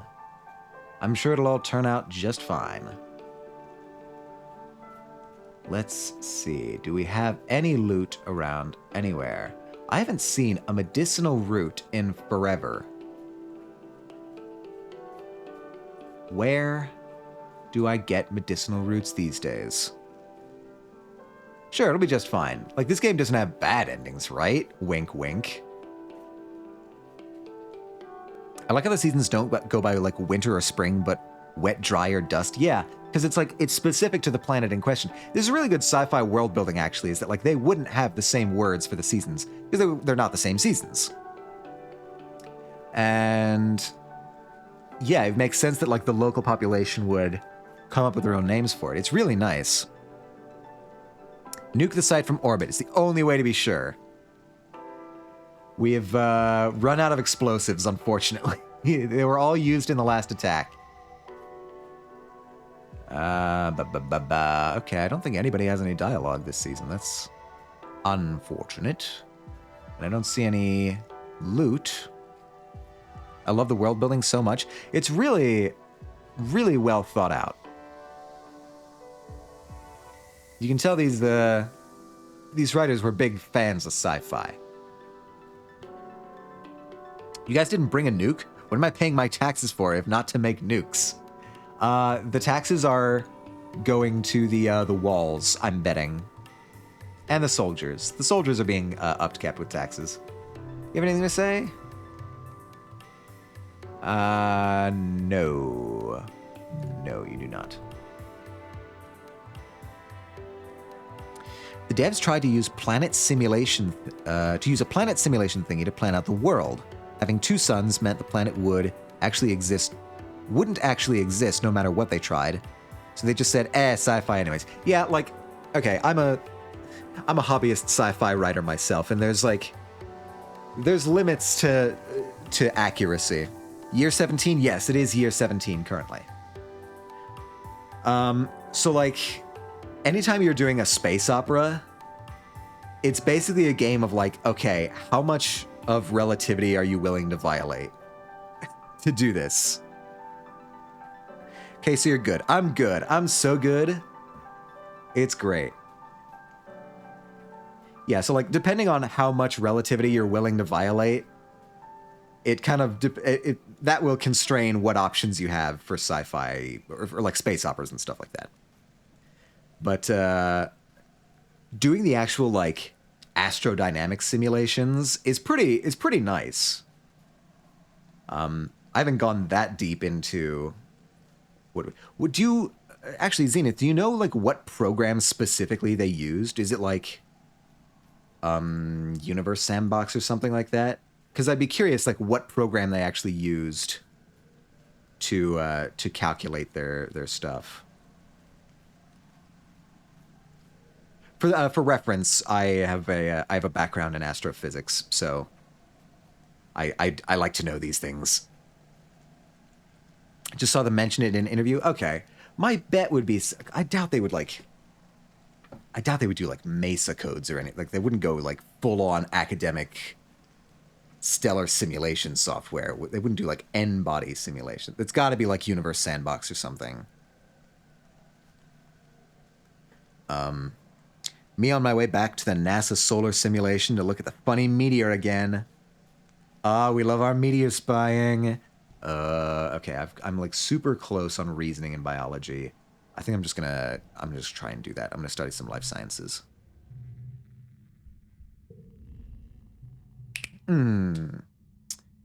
It clearly was an alien ship.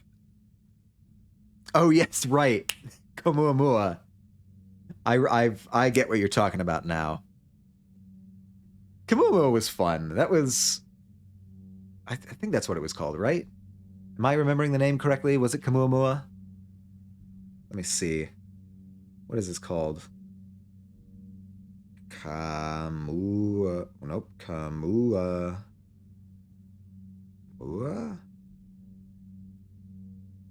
Kamuamua. No, it's Oumuamua. Okay, excuse me. I had an extra consonant at the beginning. An extra K. It's Oumuamua. You're on break from your work in engineering, catching up on colony social media while Tang sits down beside you and clears her throat. The frown line between her eyebrows is a permanent feature these days, but today it's out in force. I need to talk through a problem I'm having, she says, without preamble. Like a personal problem? Tang narrows her eyes slightly. What? Of course not. A scientific problem, nullhead. Usually I would talk through a blockage with Congruence, she continues, but Congruence's database is being recompiled this week, and she's only functioning at 10% capacity. Read only. At that point, a literal human is better at logic. You're the only person I can think of who I trust with this kind of thing. Sure, I'll help. Tang launches into an explanation of the problem she's having. Luckily, she doesn't require much from you except a friendly ear. You chime in with what you hope are helpful questions, leading her down different thought experiments that cause her to rethink the original problem. Each of which she takes the time to explain with more passion than you thought Tang was capable of. From what you can gather, it has to do with inclusion bodies and cytoplasmic aggregates, and capsid proteins, and electron refractile particles. It's uber technical stuff. So you're working with viruses. Biology 40 or greater. Nice. Oh. Oh, dear. Yes, precisely, Tang says. Pleased you're keeping up. So as I was saying, the more you hear, the more you're sure of it. Chief Engineer Instance and Tang's secret project, the thing you've been working on behind closed doors for years, is an engineered disease. A designer virus targeting only native Vertumnan creatures. That's the only reason Tang could be asking these kinds of questions. Thinking it was a personal problem. Ah, the fool am I, once again. Yep. You ask to see her notes on the subject, and she pulls them up on her holopalm to show you. Yes, you're sure of it. If what they're working on is successful, it'll affect almost all fauna on Vertumna. From tiny hop eyes to the terrible faceless. You surreptitiously record a copy of her notes on your holopalm. This does sound dangerous. I'm gonna be frank with you, Tangent. This sounds dangerous. What? Tang says, forcing a laugh. This is just homework for my virology class. It's all hypothetical. She stands up from the table. Well, I should get back to work. School. Thank you for your help. Tang retreats from the break room, leaving you alone with your discovery. You could try talking to her again, or take what you've learned to the governor directly. I'm not going to rat her out. I'm not a snitch. But we do have ethical concerns here. 37, we can do it. Look at all these. Look at all these 9s.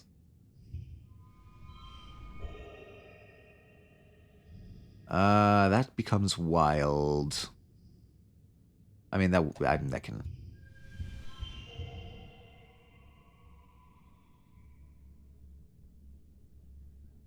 Big ethical concerns, yeah. No, I'm gonna talk to her about it. I'm gonna try to convince her to not work on this.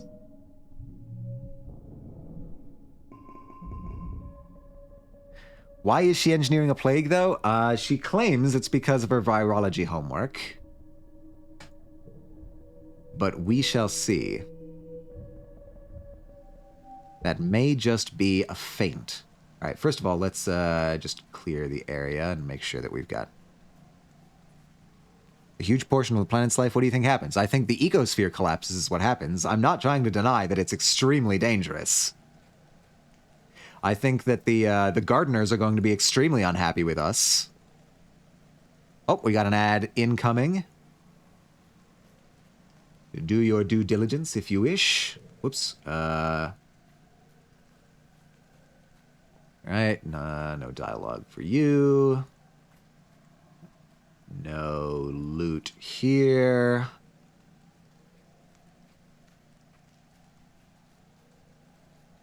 I also, I'm not going to tell the governor about this virus because it's... Wait, what's his name? Loom. It's Loom. If Loom gets wind of this virus, he's absolutely going to use it as a bioweapon. No questions.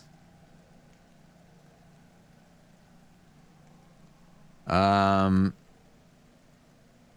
like how the advice to avoid ads is ad blocker and VPN, not subscribing. So, no, I fucking hate ads. I hate ads so much. Loom would, yeah. It's giving me the option to talk to Diz. Would Diz... Diz would probably be against it, but he would probably be very aggressively against it. That's my thing, Diz and Tang are not on the best of terms right now.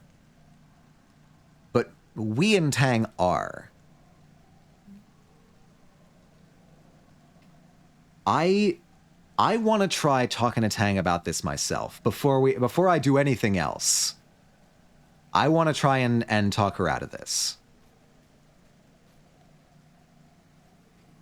Twins are fighting? It's not so much twins fighting, it's just that, the twins have never really gotten along. That's it, really. All right. Tang seems especially troubled today, so you invite her on a long walk around the inner wall. That's Tang's thing. Thinking walks. She's touched that you know her that well. They're both too stubborn? Yeah. She talks in fitful bursts, then lapses into long silences. She stops and puts her hand on the wall, like she's bracing herself. Atomica, Something's been bothering me, she says, clenching her other hand at her side. She collects her words with great difficulty. They got along for like 10 years or so. Did they? I thought even when they were young, they were pretty at odds with each other. I mean, not to the extent that they are now, certainly, but I don't think they were exactly like hung out or whatever. Atomica, something's been bothering me, she says, clenching her other hand at her side. She collects her words with great difficulty. Is it morally defensible to do something that people wouldn't approve of if you're doing it in their best interests? What if you don't have a choice? All right. I know about the engineered plague. Tang smiles, though it doesn't reach her eyes. It was only a matter of time, I suppose, she says quietly. Sometimes it seems like you know everything that goes on in the colony. Thank you again for your help, she continues. You really were instrumental in overcoming several hurdles, whether you knew it or not. Loom is just using you an instance. You're committing genocide, Tang. I support you. This is a terrible idea. This one has an actual skill tech. Need friendship with Tangent 90 or greater, which makes me think that this is most likely to succeed. And it's also like, frankly speaking, this is what I would say. As your friend, please don't do it. This is a terrible idea. As my friend, Tang replies, incredulous. A real friend would understand why I have to do this. I have to protect Dr. Instance. I have to protect the colony. She pushes herself off the wall and starts walking away from you. A few paces away, she stops, and her shoulders slump. I don't want to do this, Atomica, she says miserably. If I don't help Instance, though, Loom is going to kill her. The colony needs her. I need her. I don't know what to do without her. I don't know. Maybe we can convince him to stop?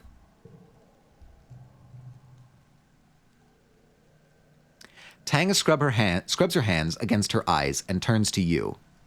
She looks so impossibly tired, and for a moment, as young as she really is. Loom is forcing us to work on the virus. I don't know what to do. All right, so it's not just that if I talk to Loom about this, he would use it as a bioweapon. Loom is designing this as a bioweapon, under threat of violence. So, looks like the beginnings of the battle lines are about to be drawn.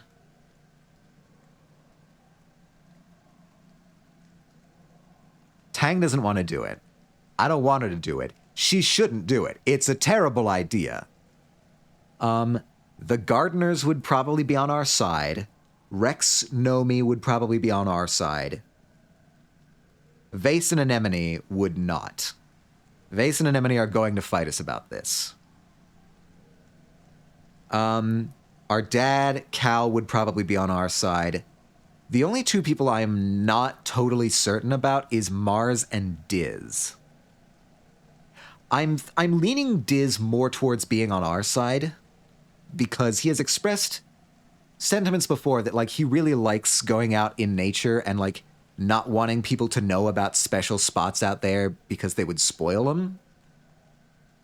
Yeah, Diz is with the Gardeners, so he'd probably be on our side as well.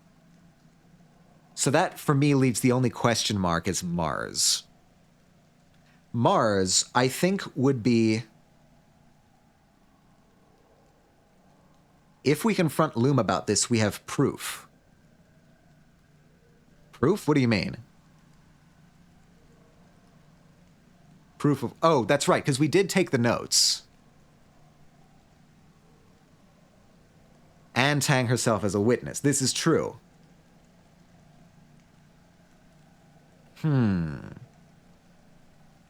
My thing is, okay, Mars, I don't think would be totally against...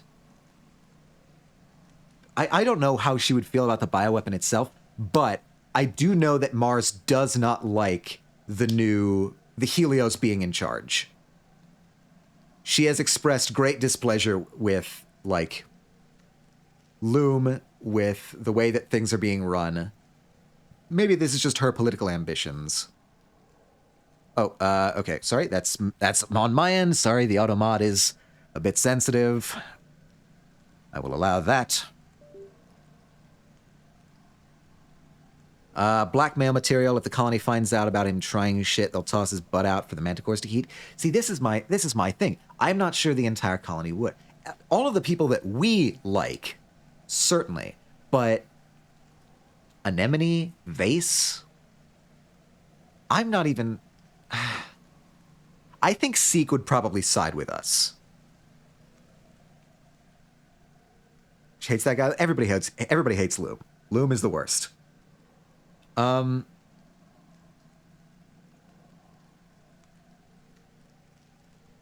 I'm not sure that Anemone would disagree. I'm not sure that Vase would. I think we'll definitely need to be fighting at least Anemone and Vase and Loom. And the other thing is, like, these are just the characters that I can interact with. I'll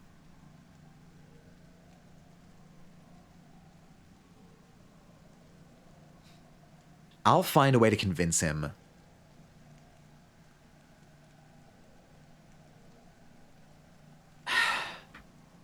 God, either of these options is dangerous. Going to talk to him now lets him know that we're on to him. If we talk to him alone, that's dangerous. That's super dangerous, because then you're effectively letting the mob boss know that you're coming after him, and he will not hesitate to kill us. I fully believe that Loom would not hesitate to kill both me and Tang, and anybody who knew about this project. But trying to, like, I'll find a way to convince him, that's me working on my own. That's even less likely to succeed. Convince him? He's never going to get to be... Of the options that I have, going to talk to him now seems like the most likely to work, but even then, I'm not sure that's likely to work at all. I'm probably going to choose that one, but I'm just trying to think about, like, where this is going.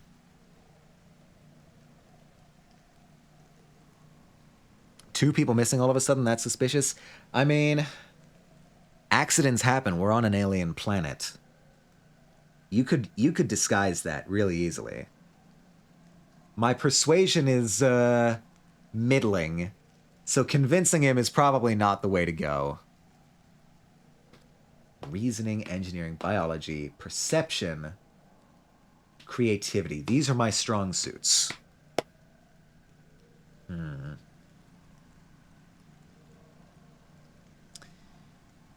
we have friends who would start asking questions, yeah. I mean, the top one, I think, is probably the safest choice, but that safest is the thing that's getting me. There's going to be problems with this. There's going to be problems either way. It's just a matter of, like, figuring out which set of problems I want to address. So her going missing is super suspicious, and Instance as well. Okay, here's the thing. I'm willing to bet that just as Loom has said to Tangent that he will kill Instance if Tangent doesn't work on the virus, I'm willing to bet he told a similar thing to Instance.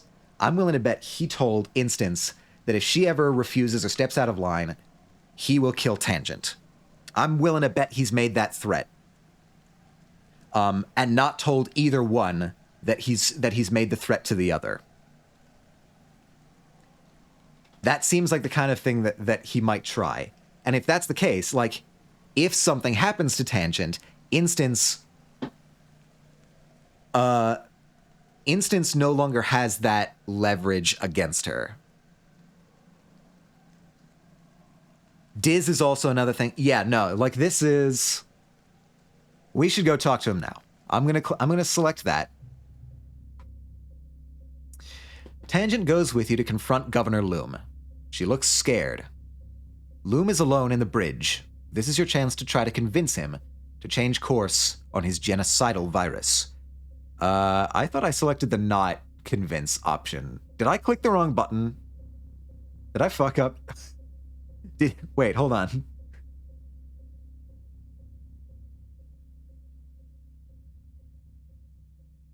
Did I click convince or did I click confront? I forgot. Did anybody see what I clicked? You're good? I'm good. Okay. All right. This is not going to work at all. Loom looks up from his holopalm when you enter. What is it? He snaps. I'm busy. You're just going now? Okay, cool. Tangent raises her chin and takes a breath to steady her nerves beside you. You hope she's still willing to go through with this. You tell Governor Loom that you know everything about the bioengineered plague he intends to unleash upon the planet. How he pressed Instance and Tangent into creating it under threat of death, and how it will kill every living thing on Vertumna. Loom listens intently, his face growing colder as you speak. When you're done, he gives you a stern look. You don't understand what you're talking about, Atomica. I am the governor here. I make the decisions, not you. All right. I can take the heat off of Tangent here. He's going to threaten me, but I'm okay with that. You show him what you found in Instance's lab. All of her notes and recordings, even her personal logs, about her concerns over how they haven't managed to find a way to neutralize the dangerous fauna without causing a complete ecological collapse. Loom's face goes red, but he's uncharacteristically somber. I don't know how you got this, he says slowly, but it is damning. Thank you for bringing it to my attention. You stare at Loom. That's it? He gives you an exasperated look. That means you can go, he orders. Leave before I change my mind and throw you in the brig on espionage charges.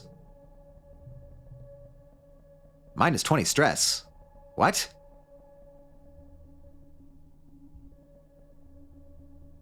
This shouldn't have worked. This can't have worked. I don't believe this worked. He knows he can't do anything? Not really. I am still suspicious. You can breathe a little easier today. I have a feeling that's going to have repercussions. Yeah, no, that went too smoothly. I am suspicious. All right, we already did the rounds here, right?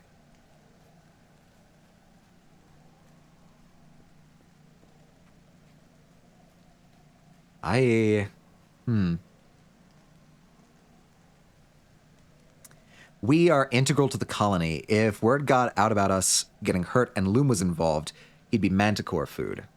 See, I'm not totally convinced of that. I mean, obviously you've played this more than I have, but see, me, the read that I get is that that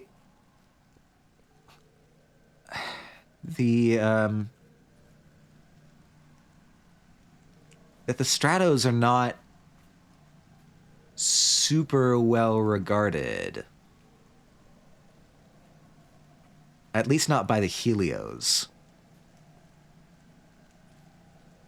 But hey, maybe I underestimate my own importance. All right. Well, in any case, it's your birthday. Here, I have something for you. Now, I don't have medicinal roots, which are your favorite, but you, wait, just double checking. Yeah, you do like yellow flowers. They don't, but trying to start a fight with the reaction of the colony who provides things like food is not a smart idea. This is true. We are the farmers. The industrial, or the, I guess the agricultural base is not a thing to trifle with lightly.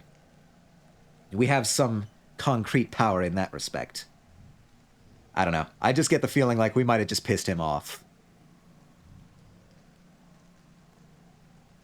Anyway, I'll give you a flower for your birthday. It seems you've remembered my birthday. How thoughtful of you.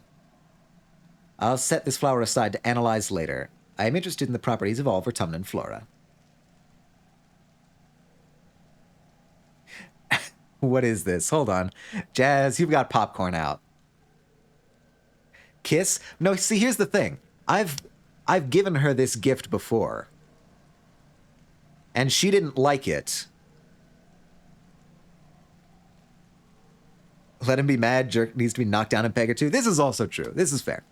I've given her this gift before, and she did not like it when I flirted in that context.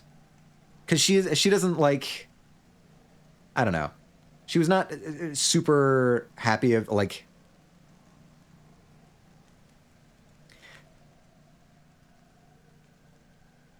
She doesn't seem to like being complimented on her appearance. Which I get.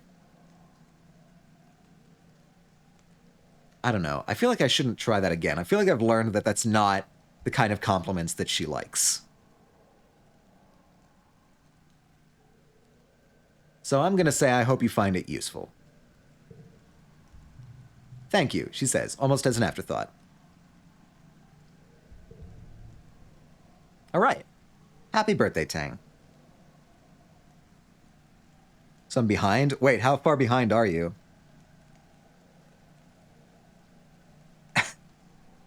What were you watching exactly? Grandma, always living in the past. Yeah, okay, so let's, biology, 100 out of 100. Reasoning, 100 out of 100. Let's do one more round of life sciences. Hopefully this will get us 2 perks. Hopefully. Instance breezes into the classroom, 5 minutes late, as usual. She gestures, and all of your holopalms pulse with a new file download. Pop quiz, she says, sounding bored. Show me what you've learned about Earth's ecosystem and why the climate crashed in the late 21st century. Don't forget her brother's birthday. Oh, wait. I'm an idiot. I'm such an idiot. They're twins.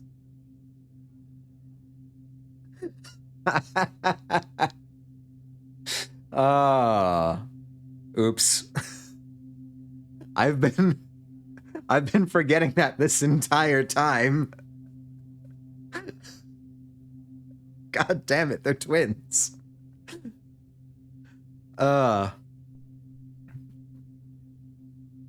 Jazz is watching you welcome everyone to stream. Yeah. Heavy delay. Next year, Diz. Next year. Next year we're gonna remember. Your 18th birthday, I'm gonna finally give you a gift because I figured out how twins work.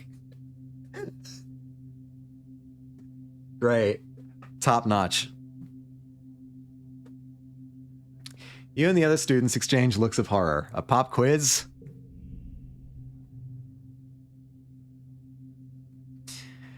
Two people look unfazed, Tang and Cal. Both are sitting near enough that you could probably ask them for help before the quiz begins.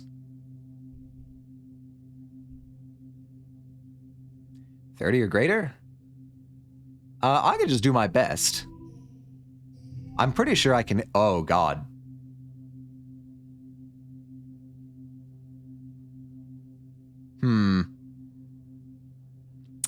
Well, let's do our best. Okay, we've got that. We've got that. Card becomes mental blue. That's cool. We got 6, 6, 11. We got 32 on the first round. Cool. We're a third of the way there.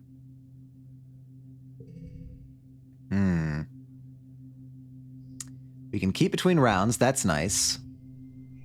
+2 in the first or last. That can get us a bonus. Card becomes mental. That we should probably save. So we can do that and then that. That gets us another bonus. 22, all right, not quite as much. Let's hope that we... Okay, we've got some good ones. We've got some good ones. We can do this.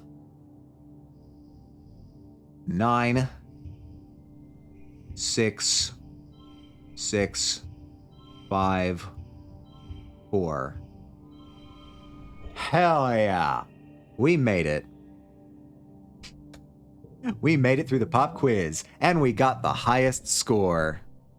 I mean, the best possible score on the check. Anyway. You did well. You just tried to imagine the most destructive things humankind could do to the planet. And that was usually the answer, no matter how far-fetched. Deserts growing, terrible storms, sea level rising, species becoming extinct. Whoa, scary. Cal and Tang look happy with their scores, too. And we got another 2 card. Cool. I'm pretty sure when they were kids, once you found out about Tang's birthday, I told you about twins. See, that's the embarrassing part. I'm pretty sure you did, too. I just forgot about it. I had to be told twice that twins have the same birthday.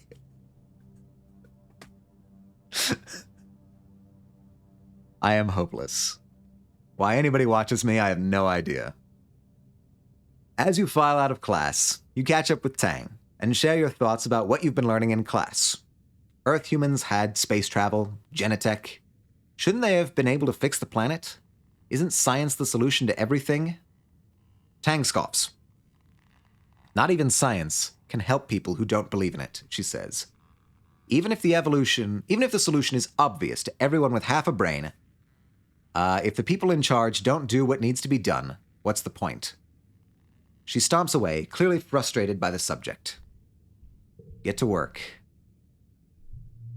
We worked well this month. +4 biology, +2 reasoning, +15 stress. God, we're so close. We're so close to being full. I think it's just one more month of biology, or of life sciences research, and we should be able to swing it. Great job, buddy. It is my cross to bear.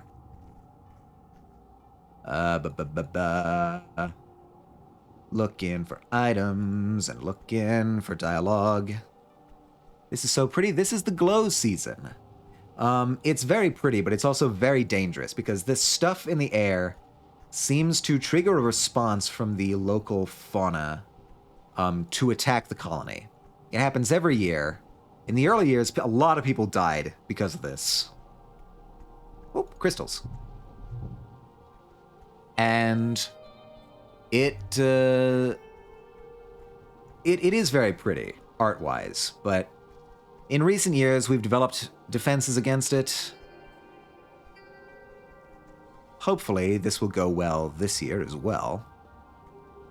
All right, I don't see anything else. So, we're going to go in. We're going to hit life sciences one more time, and hopefully that'll get us up to 100 on both of these stats. Those of us who know the truth. Oh, God. Actually, I wonder if I can check by... during an event? Okay, cool. It's too late. Study life sciences. Having Tang in a class. So, okay, so the thing... we have learned some things about the animal attack response. We've learned that it's triggered by something in the planet. That some type of radiation field is being aimed at our colony from the planet itself, and that apparently seems to attract the animals. Now, we haven't explicitly been told exactly what creates this field, but now that we were learning more things about the something domain, what was it called? Convergent domain or something like that? I forget exactly what the adjective was. But there was apparently people on this planet before us with structures that exist in the geology of the planet. They have machines of some kind, pretty advanced technology. And we know that the gardeners are connected to this somehow. So, taking all of this together, what I am estimating right now is that the gardeners either Sin was being metaphorical when they said that the gardeners were created by the planet, or It was the other way around, and the gardeners are the species that came before and they built these structures. Either way, they're related somehow. And it seems like this is related to maybe who may be directing the animals to attack us as a kind of immune response, or rather as a gardener prunes weeds from a garden, our presence might be similarly unwelcome here. This is what I'm thinking. To get people to stop attacking, or to get animals to stop attacking, we may need to befriend the local denizens. We may need to befriend the gardeners. This is what I'm thinking. This is just my estimation based on what I have learned so far. We're going to see. And I agree, talking to Sim is going to be key here. So I think once we get reasoning and biology maxed out on stats, what have you done to get them to worry about your presence? I mean, we're flat out, we're just foreign organisms in the biosphere. Like, we are from an alien planet, and we just set up a colony here. We were so alien to the biosphere that, like, we could barely even eat some of their food. It was really dangerous. And so that's what I'm thinking. So once we max out reasoning and biology, I think we're going to try, and do some more exploration at the beginning of year 18. We're going to need to try to talk to Sin. Yeah, invasive species, that's kind of what we're going with here. Having Tang in a class with Chief Engineer Instance is more like watching a debate than attending a class. They're both easily baited by the other into long hypothetical discussions that go so far over the heads of other students that no one can keep up. Even Cal, who's arguably just as smart as Tang when it comes to life sciences. Get to work, studying life sciences. 37, easy breezy. Yippee exploring? Yeah. Humans tend to mess with things to make themselves grow better, even if it means destroying everything around them. It's my understanding that this is actually a fairly recent anthropological development. Because, like, humans have been around on the planet for, at a conservative estimate, 200,000 years. And we only have recorded history for about, like 6 to 5,000 years. So, for the majority of that time, humans were existing relatively well with the ecosphere. And truthfully, it's mostly imperial societies that tend to do the most extractive practices. Like, there's been plenty of societies throughout history that live perfectly well with their natural surroundings. It's really just more of like the imperialists, the fascists that do these sorts of things.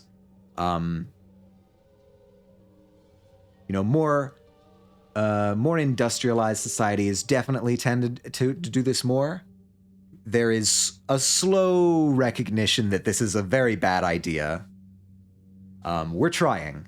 Well, some of us are trying. Anyway, forgive my digression. A bad invasive species with atomica killing everyone. Look, I have, frankly, based on my record, I might be the gardener's greatest asset on this planet, if you get what I mean. I've been killing more of the colonists than any creature. In terms of human expansion, we blew up in about 150, 200 years of time. Then we made a lot of tech and neglected to consider how it would affect the rest of the world.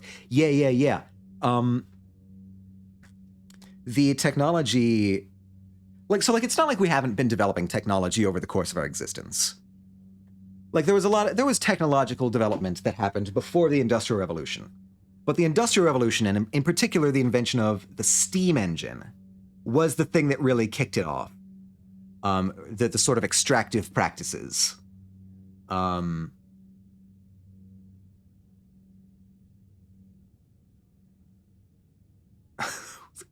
Can you sing "I'm Feeling Good" in between dialogue? What? I don't know. I don't understand the request, Echo. Maybe, I don't know. Yeah, but so the last you're right, like 150, 200 years was really around about when it started. I personally, this is my own personal assessment, so reasonable people could disagree on this. I personally pin it on the steam engine, the invention of the steam engine that really sort of lit the spark, as it were, for the sort of extractive technological practices that we use today. Not to get too political, I'm playing exocolonist, so it's almost a given at this point, but I certainly can also blame socioeconomic systems for contributing to this practice as well. Excuse me, I'm going to take a drink of water.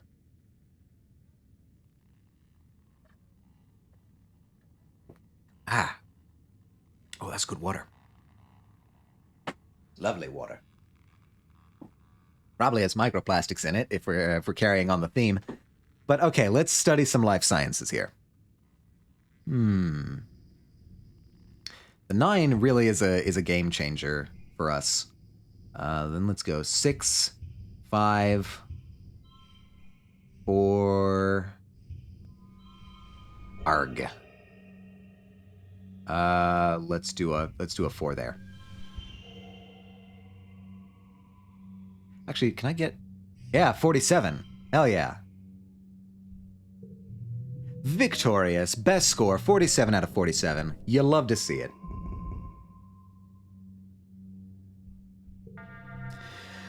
All right, you're just putting your boots on. Okay, I think I've got a perk in biology, but not quite reasoning yet. Damn.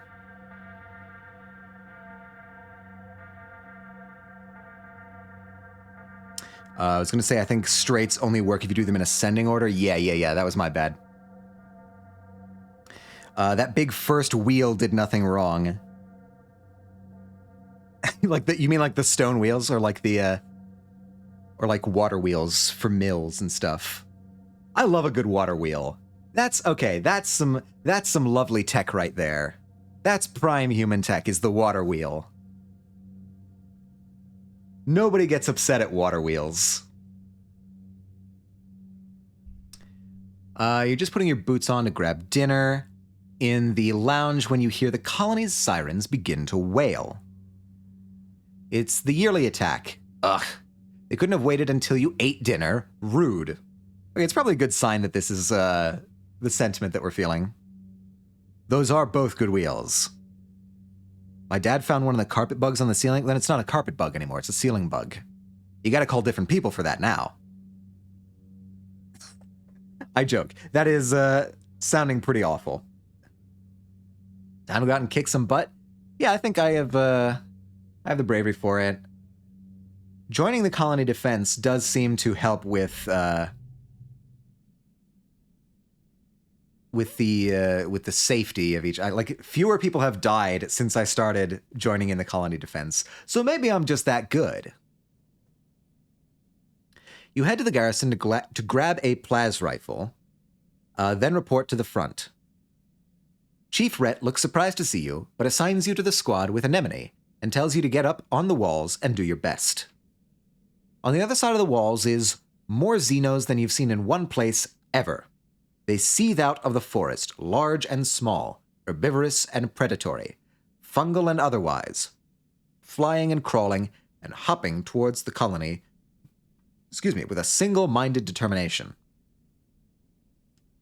I want no bugs of any house in my kind, of any kind in my house, please. You've got to live in Antarctica, then, I think, is where you got to move. The air fills with the pew-pew of laser turrets and the crackle of plas rifles. The enemy's front line collapses, only to be replaced by even more Xenos, just as many as before, if not worse. There's no end to it. The firebreak turns into a graveyard of dead and dying alien bodies. Get jumping spiders that eat bedbugs and are kind of cute. Jumping spiders, yeah, I'll take a jumping spider. Have big old blinkers and are fuzzy? Yeah, I think of the spiders, jumping spiders are probably the cutest. I'm not super, the daddy long legs, I think, are innocuous. I've never had a problem with those. wave after wave, crawling over the corpses until they roil at the base of the walls like the foam on a wave when it hits the shore. You hear the walls creaking underneath you, but they hold strong. Plus 10 stress. Yeah, that's fair. There is no sun to set in Glow, but night falls on the battlefield without any break in the fighting. Your fingers begin to cramp from pulling the trigger of your plas rifle. They do little dances? They wave their little arms around to attract mates. Really? I never knew that. Usually don't want spiders in my house either, though, because I live in a state that deals with brown recluses and wolf spiders. Ooh, yeah, no, that's the brown recluses in particular is a problem. I get it. I just discovered peacock spiders. I'm undecided if I'm strong enough to handle a jumping spider.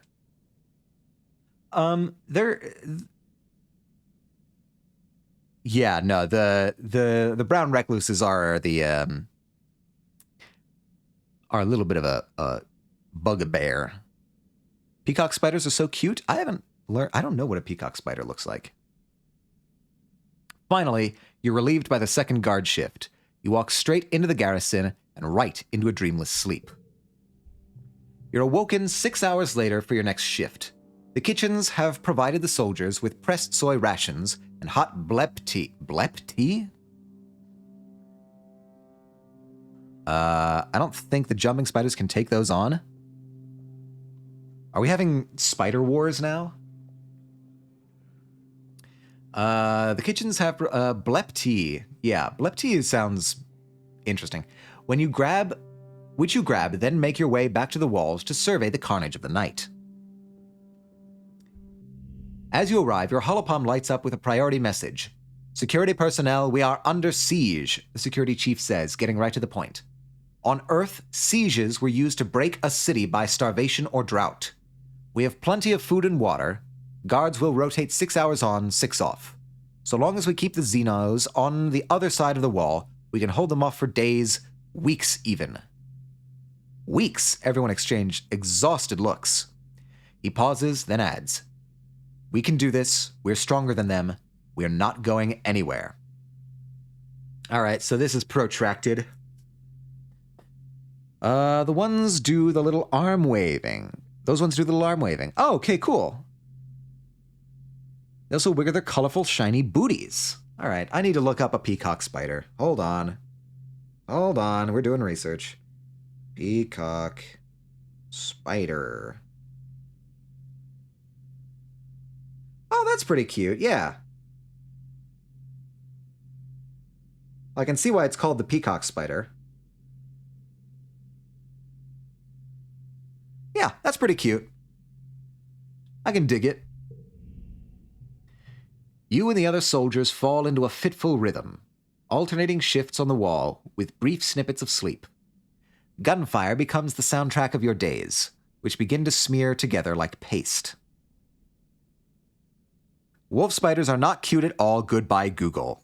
Oh no. Not the wolf spiders. The jumping spiders are supposed to be cute. That's what I thought we were talking about. Anemone, in particular, is suffering. She volunteers for relief shifts, sometimes pulling doubles or triples on the wall. You catch her mechanically shoveling soy porridge into her mouth before seeming to fall asleep sitting up. A minute later, she jolts awake as someone's spoon clatters against their bowl. Oh heck, I tried, remembered. Why are they huge, the wolf spiders? Because wolves are big. We're about to meet something or someone. Tempers grow short as fatigue sets in.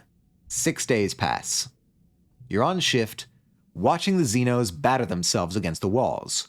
You feel your eyes unfocus at the sheer formless horde of them.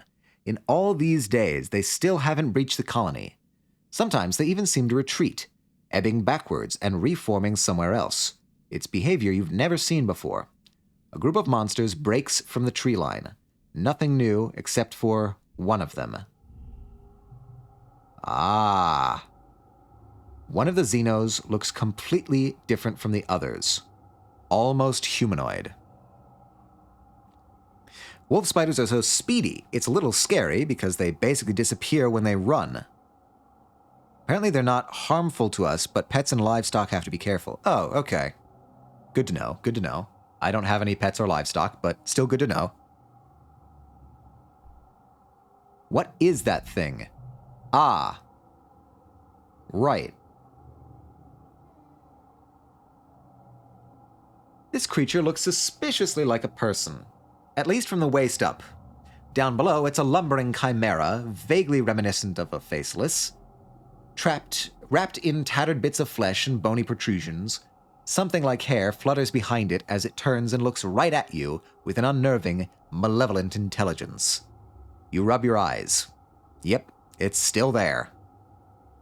Sim? I hope it's not Sim. Could be Sim. Could they transform? Huh, maybe. A native? Not Sim? Yeah, it didn't look like Sim, but I hate the next part. It freaks me out. Try talking to it. Okay, cool. It approaches to the base of the wall, and the other monsters surge forward on to pound against the gates. Sure, we'll try talking to it. Wait. Do I trust you?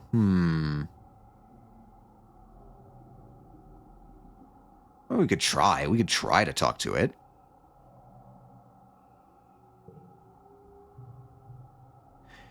You wave to it, and the creature sneers and, to your surprise, approaches the wall. Little weed, they, addresses you in a halting, rasping voice. Everything seems so quiet nearby as you strain to understand this talking horror. Child of breeding rabbits, feral pigs, kudzu. Yeah, call us a weed. Okay, so I'm thinking that my estimation is correct. Its unnervingly human gaze pierces you. Introduced species. You understand? You wonder if you're hallucinating. Is it holding a gun? You slowly nod yes. You understand the words, at least. Yeah, the flower gun. I am Noctilucent, the monster says through a voice box that seems better suited to guttural roars than human language. A gardener. Designation pest control. I perform my task, unlike gardener symbiosis. Sim. Yes, now that they're standing still, you can see the seed of Sim's slightly inhuman features staring back at you. Their hair is a bit like Sim's as well, as if it's actually alive somehow, waving in a wind that isn't there. What do you want?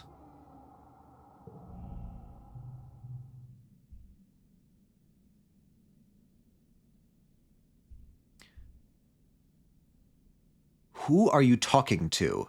You jump as Anemone sneaks up behind you, and when you look back, Noctilucent is gone. Oh, there is a -1 card. Not sure I would want that. It's another gardener that knows Sim. I wonder what Sim's job is. This is true. Okay, we're uncovering more. Nobody. You shake your head and mumble something about needing sleep. You promised Sim you wouldn't talk about the gardeners. Cool card, though? Yeah, unfortunately, I don't want to take a -1 card.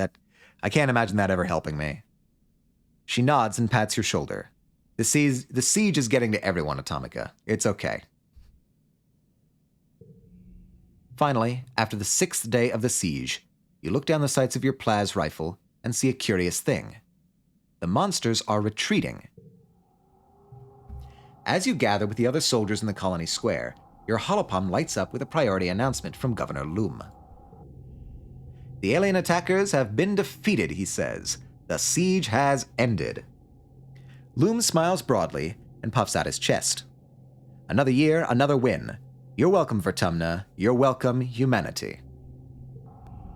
You're welcome, you hear, and see Chief Rhett nearby looking livid. What did he do? He rants to his security officers. Race out there like an idiot with his honor guard? Defend strategically unsound positions? Put himself in danger so we had to save his overstuffed ass? The soldiers all shift uncomfortably, but no one disagrees. And when I actually needed him, Rhett continues, taking his 12-hour beauty rest while the rest of us slogged through endless shifts. All right, we've got discontent in the ranks. We've got discontent in the ranks. You love to see it. The soldiers are exhausted from the siege, so the crowd in the square disperses quickly. Only a few Helios remain, covertly filming Rhett while he continues to rail against Loom. All right. No, we're getting some problems here. We're getting some problems. On the horizon, the first rays of quiet streak the sky with lavender. You watch Utopia's reclamation crew head out through the gates to begin vaporizing xenocorpses for the component molecules. That night, you have terrible dreams. You imagine that you're sieging the colony, that you're a creature crawling in the mud on your belly, the ozone crackle of plas rifle fire arcing overhead. With your taloned claws, you rip into the walls like they're made of clay, stuffing choking handfuls of it in your mouth. In a moment of lucidity, you try to pull the clay from your throat, but no matter how hard you pull, it just never ends. You jolt awake when you realize you've been pulling your own guts out of your throat. Just a dream. You're shaking and coated in a film of terror sweat, your heart pounding. You don't find sleep again before dawnbreak. Lovely dream. We love to see it. Just, the classic pulling your own guts out of your own mouth dream. We've all had it at some point. I've got a fair amount of kudos. I could go to the shop. But yeah, we've got age 18. And a new perk. Biology. Enhance your DNA and engineering. Ooh. Log. That's pretty major. Okay, I'll give you the log, but I need to do the rounds first. Yeah, so it definitely is seeming like the move now is to try and get in contact with Sin. The Gardeners are the plot line as far as I'm concerned right now. Okay, that's all good. Checking here.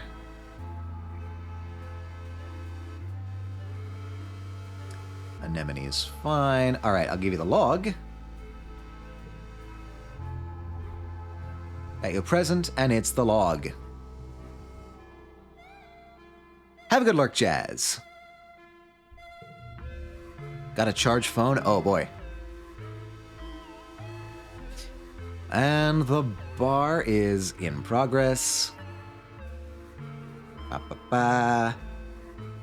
Anything with tangent? Oh, okay, we do. We can go on a date. I've not seen my brother in some time, Tang muses. I'm certain he lives, otherwise expeditions would have raised an alarm, but myself, personally? She shrugs and goes back to examining her experiments. I have no time to track him down and beg, through penitent tears, to be loved as a sister should be.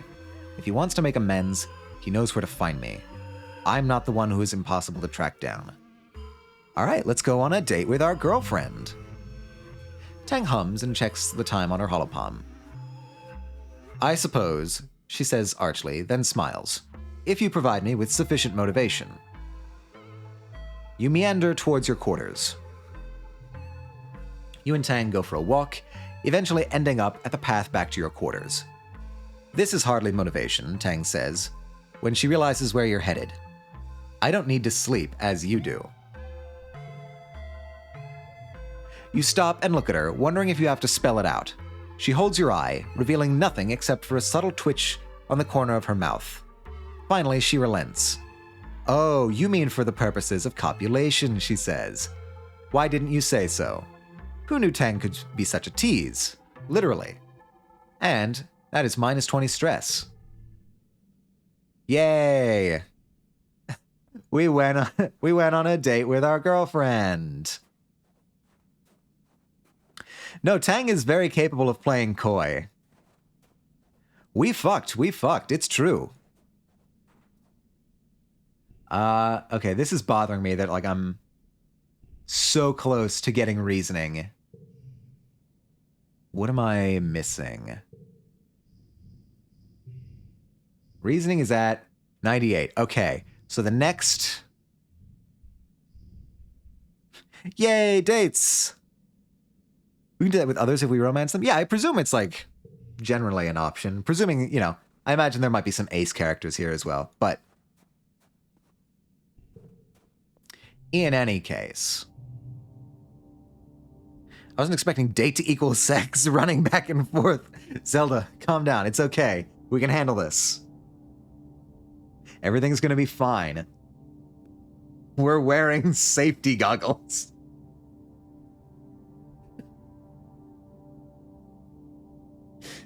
That's what they mean when they say practice safe sex, right? Wear safety goggles.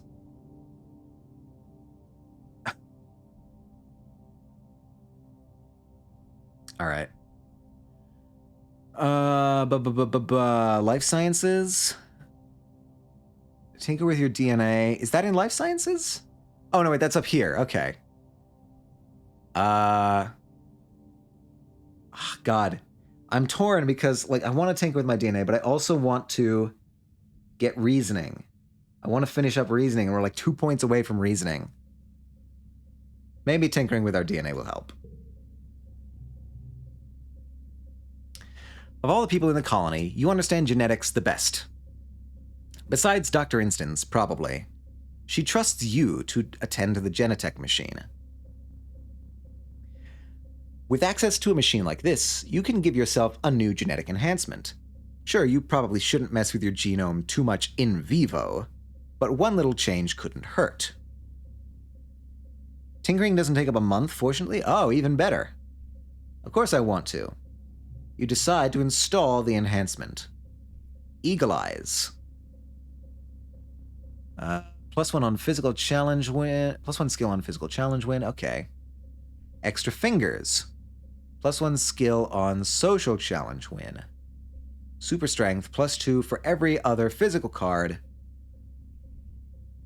Calm Temperament. -5 stress. Oh, I can do a minus stress in-game? That's pretty killer.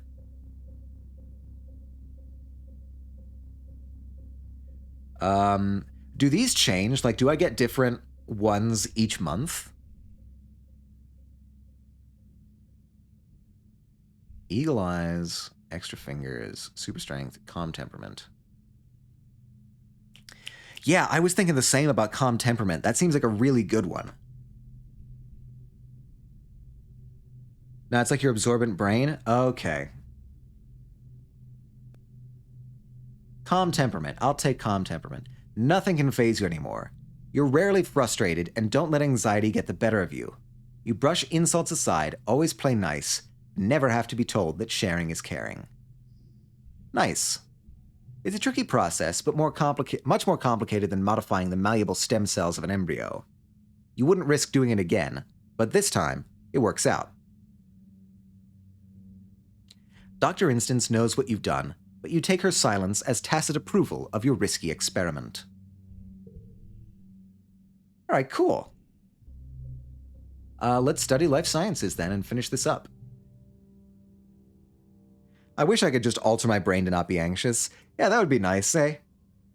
Tangent gets top grades in class, especially when it comes to chemistry and medicine. She's less interested in topics related to the planet's ecology, dismissing it as farmer stuff. Ah. All right, life sciences, 37. +1 to mental blue cards, 1 slot becomes value 4. Okay. Do we have any color shifting ones here? No, we do not. But other gem card. That's actually a bad place to put that. Let's put you there and then you there. 44. Can we do better? We can. 44. That'll get us to 51. Very nice. Diz has something similar, but he can't feel fear. Yeah. That I'm less I'm less solid on, because fear is an important emotion to feel. It's the chronic fear that gets you. You roll out of bed at noon because you're allowed to, because it's your birthday. I forgot, it's our birthday. But also because you're exhausted. You barely slept at all last night. You've been having these nightmares since the siege. More and more every night. Like they're trying to tell you something urgent. You can't make any sense of it. All the imagery is jumbled together. All these possibilities and timelines and things that might happen. Some nights, you wake up in a cold sweat, a scream already in your throat. You sit on the edge of your bed, run a hand through your hair, and check your holopalm. A few people wished you happy birthday, but that's all. You guess you're getting older, birthdays aren't as important as they used to be. Woo, birthday, woohoo, yeah! Right, and Mars wants to meet you for lunch in the lounge today. You have to practice your smile. Mars. As you enter the lounge, surprise! You do your very best to play along and act surprised. Woo, streamers, balloons, great! Oh no, Tammy! Tammy and the card! No! Why do you mock us, game?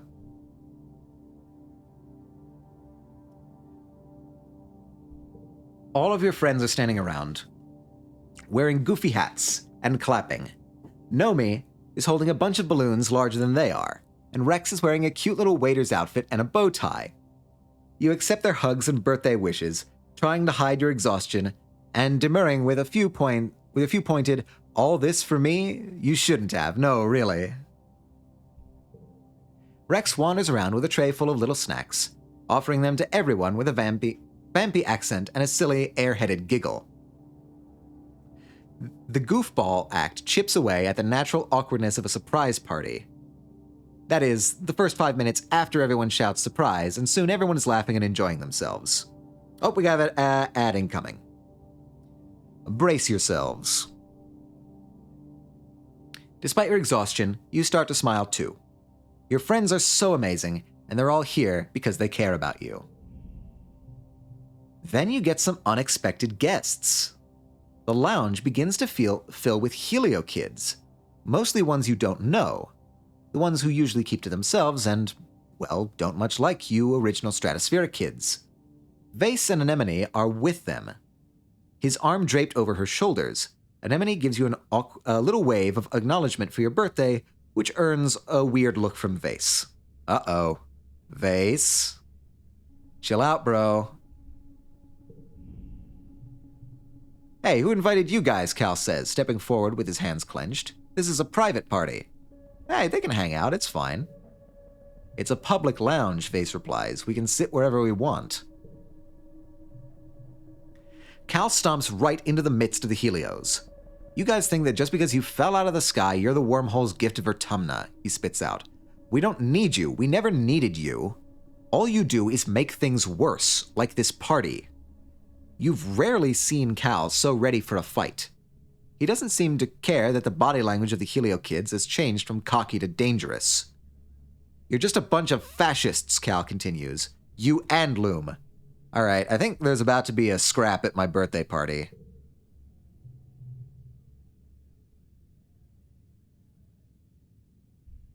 What a great birthday everyone's having.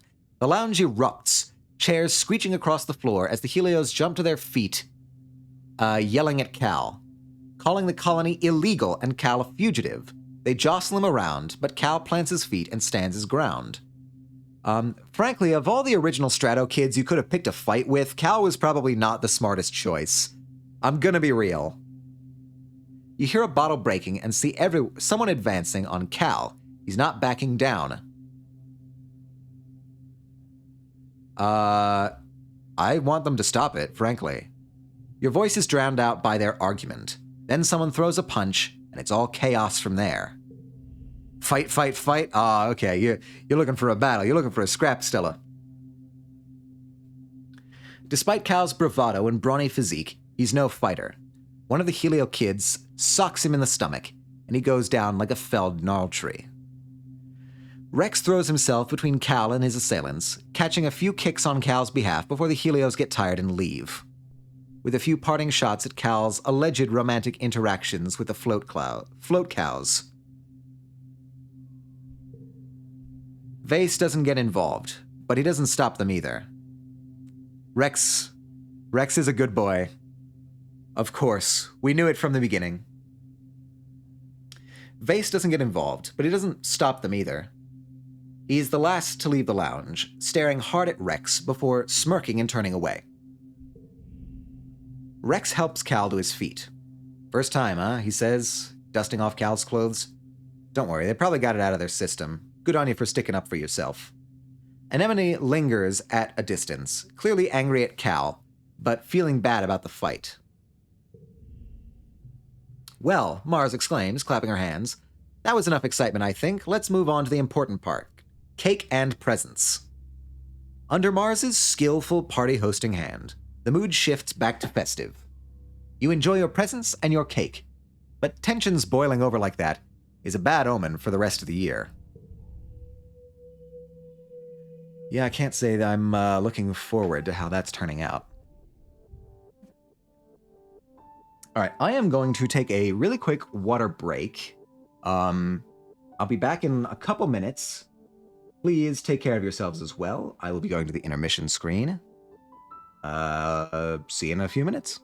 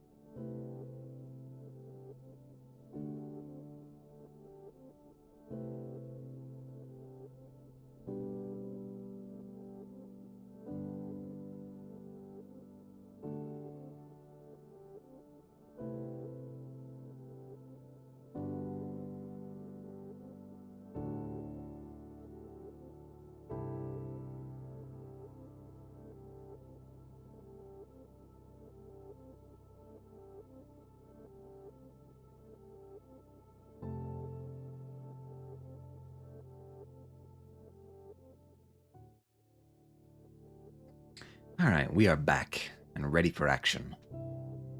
In this 18th year of our life, mid-quiet. And we get our new perk, Reasoning Level 3, +1 to mental increases. Uh-oh. Whoops. I don't think that's going to help us much at this point. Oh well. Don't forget, a gift for Diz this year. Yes, yes. Fortunately, Tang and Diz don't have their birthday until like the very last month before the glow season, so we have a fair amount of time. Which unfortunately means I'm more likely to forget that Diz and Tang have a birthday together. Okay, looking for loot. Do we see any loot? Not easily. Diz, do you want to talk? You have any dialogue? Into a restricted area.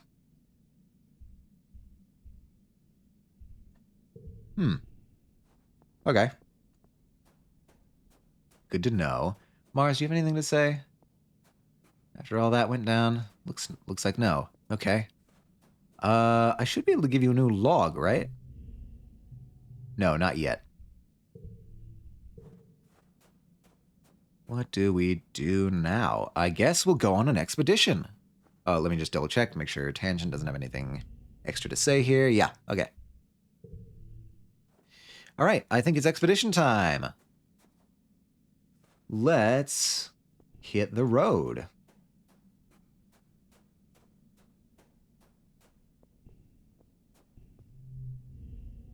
All right, let's go to, okay, gameplay question. Does Sin show up in, like, all of the different areas? Or is it just the valley?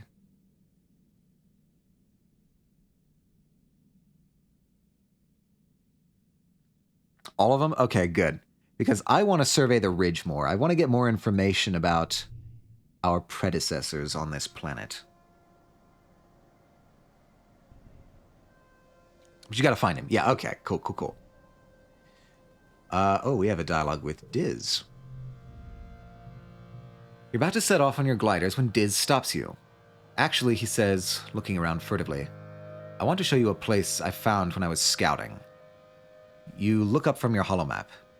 It's not on any map, yet, he says. It's special. I want to show you because I think you're the only person in the colony who'll understand what it means. Alright, very cool. You and Diz set off, hoping for a few hours before the trackers in your holopoms ping Utopia that you're not where you said you'd be. After a short trek off-map, Diz takes you to a round door set in the side of a cliff. The door is glossy black and made of something that's part bone and part stone, like the rest of the Convergent Domain architecture you've seen. Unlike the ruins, this place looks, well, not new, but definitely well maintained. Diz touches his fingers to the center of the door, and it dilates like an iris. Previously unseen seams folding in on themselves with a noise like rocks grinding together. Inside is a lumpy, smooth tunnel that reminds you unpleasantly of intestines. It looks like you could barely fit in there on hands and knees. An unexpectedly cool wind ruffles your hair. Let's go in. Yeah. You both crawl and inch your way through the tunnel to where the cave opens up, about 10 or 15 meters in. You stand in a cave that looks part organic and part intentional, a curious mixture of almost organic-looking stone growths, crystals, and glowing mushrooms in a riot of iridescent oil-slick colors, some of which look like they could be controls for an ancient bioweapon. I'm sorry, a what? A what? Your view deeper into the cave is obscured by layer-cake stalagmite pillars. Everything is dark, but for the eerie glow, you're using your holopoms as flashlights. But it's air-conditioned. Cool, fresh air is blowing from vents in the floor. I haven't figured out what this place is for yet, Diz says, touching a mushroom with his fingertip. It puffs out a cloud of glowing spores, and he sneezes. You spread out to see if you can decipher this place, like, what the heck is that writing on the wall? There's a huge faceted crystal plate embedded in the wall. I presume that's this thing. Engraved with deep glyphs, Convergent Domain writing. Okay, maybe not. Maybe it's something else. You guess, and some kind of map? There are lines between the symbols. You trace your hand over it, but can't make any sense of it. Well, what in the world is that console-looking thing? If it's a screen, it's all dark, like when congruence isn't active. Unlike congruence's colorful, decorated chassis, this has a decidedly alien tech feel. You fiddle around, touching things at random. Don't do that, hisses Diz, but nothing happens. And about that glowing thingy on the ground. Strange device. You pick up another strangely warm, glowing whatever it is. What if I did this? Diz makes a shocked noise as the reality of the cave melts away, and you find yourself back in the depot. No, not back. Not entirely. You can still feel the cool, moist breath of the cave on your cheeks. You can still smell the funk of the mushrooms. But everything else is exactly as you'd expect it. As real as if you could reach out and touch it. You feel embodied, like you can feel the pressure of your feet. 4 feet on the ground. Utopia walks through Diz, rematerializing on the other side to talk to one of the other surveyors. Diz passes his hand through her image in amazement. Are they spying on us? He breathes. The image of Utopia doesn't seem to hear him. You take your hand off the controls, and the cave returns. Diz blinks at you in the sudden gloom. What the hell was that, he says. It was like we were really there, like we were seeing out of the eyes of some kind of animals, like we were the animal. Are the gardeners spying on us? Sim says they have eyes everywhere, Diz says. I didn't know he meant literally. We can't let Utopia know about this, he continues. We have to keep Sim's secrets. You agree to keep this monitoring station a secret. Okay, interesting. We really do need to talk to Sim. That's not going to be that event. Yeah, no, these are the squids. Air squids. Time to do a perception challenge. Here we go. 69. Nice. And we could do you. That'd be 33. That'd be 30. Okay, no, this is the move here. First collectible use is free. Oh, okay, very nice. Need to get 36. Manageable.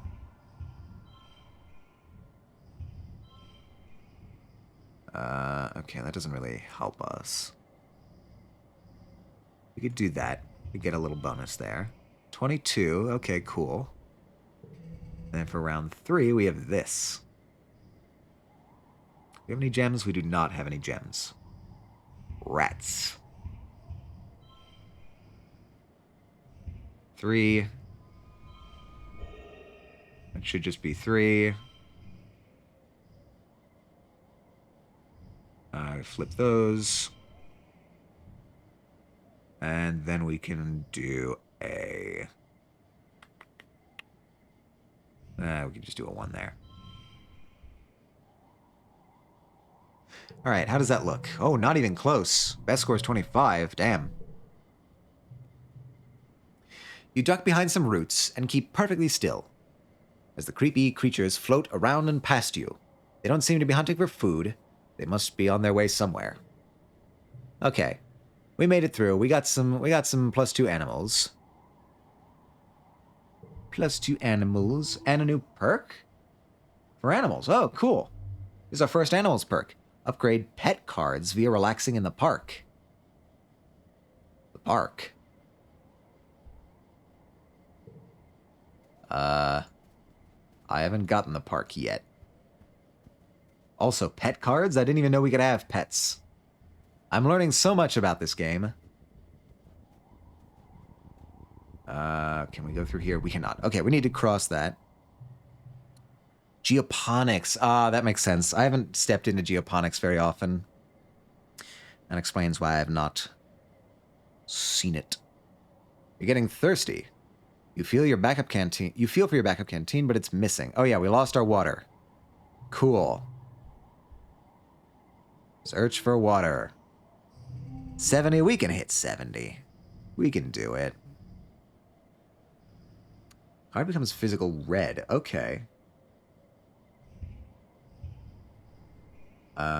This becomes wild, but it stays red because of that.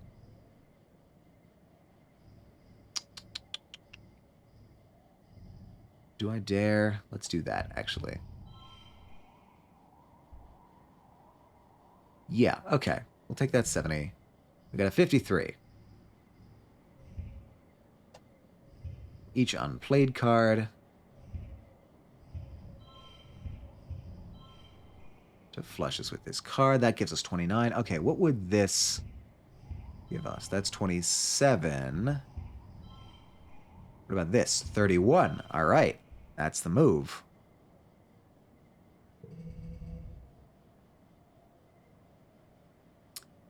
Probably could have gotten a bonus there. I forgot about that last slot. Okay. That's my bad. That's a 10. That's an 8. We can get that there. That's an 8. Plus 3 on third stage of challenges. Hell yeah. That's debatable. And then... Ooh, we could do that. And we got the super goal. Heck yeah. Plus 2 perception. And we find our canteen again. Top notch. Oh, wait, what are you? Oh, a strange device. Very cool. I get the feeling, every so often, you see absolutely massive creatures here. Giant snake dragons with thousands of legs and shimmering scales. They're so large that if one crosses your path, you're in for a wait. Which is exactly what you're doing. Climb up on its back? No.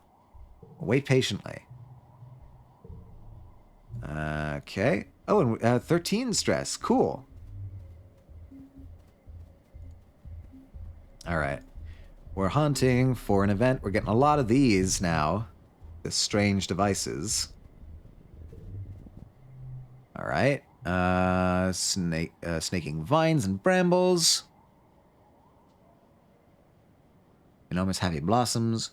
Swaying in the shimmering heat waves. Radiation warning. Right.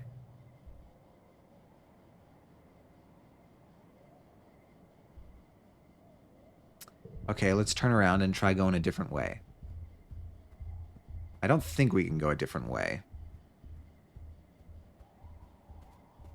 If my memory serves, there is only one way. But maybe... Oh, no, wait. This way. Wait, this is the same one. Wait, where am I?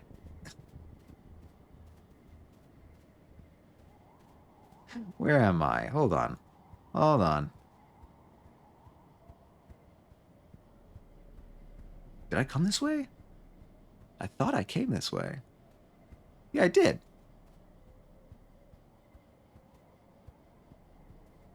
Help me out. Where am I going? Did I miss a path? I did go in a circle. I think I did. Alright. Alright. So that's there. Ah, okay. This is the path. Oh, hello. You find your way blocked by a massive wall. No, a hollow pillar. Knocked over and lying on its side in the sand. Right. Engineering challenge. Let's do it. Card gets +2. Oh, hello there. Those are 2 9s. Baboo? That's 37, that's 43. Yeah, let's go with that. Card gets +2. Okay. That's a 1. That's a 1. That's a 4. I could do this to lower my stress a little bit.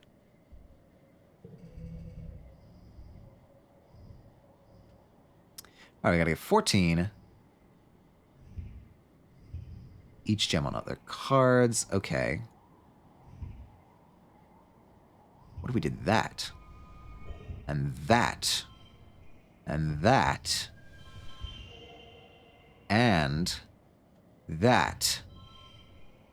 That's a pretty nice score right there. But not the best. Interesting.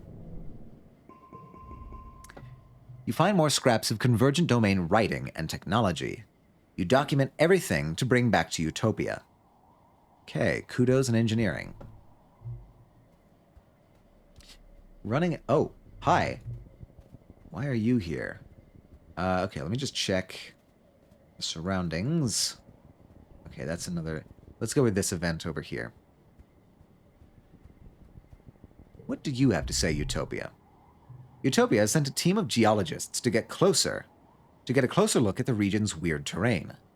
You come across them working, and Utopia beckons you over.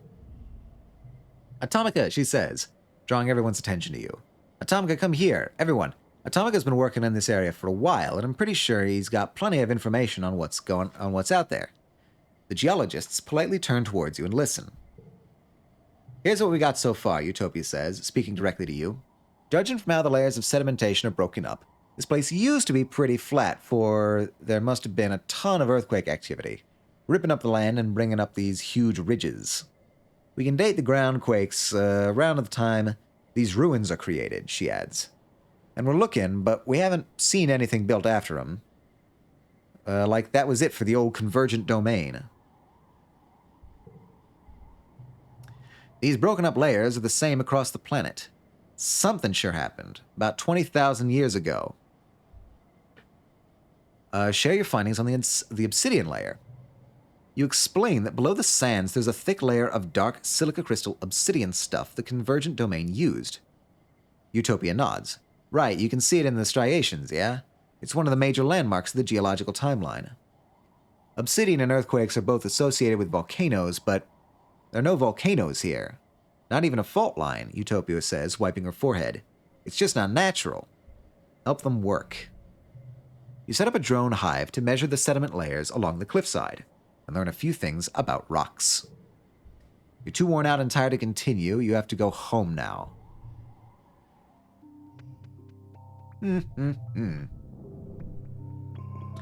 Spend the month exploring. Alright, we got a fair amount of status updates here. Or not updates, but statuses.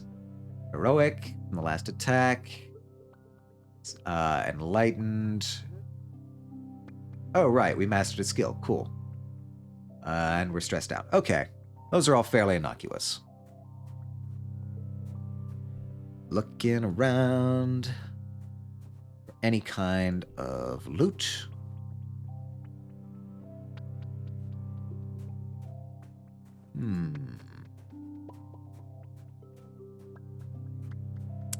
Nothing over here.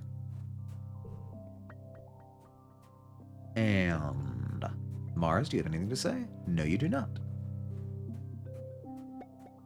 What about Cal? No.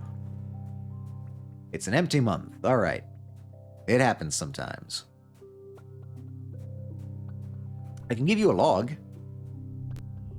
I cannot give you a log. Never mind. I'll give you a hug instead. Oh, hello. I wanted to talk about us. Nothing to talk about. We're just friends. Are you sure? Because I swear I thought... Nah, I must have been imagining it. I just like everyone, you know? Sometimes I guess I see things that aren't there. If you want to just be friends, I'm totally cool with that. I'm glad we talked about this, he says. There's nothing better than a boy and his dog, right?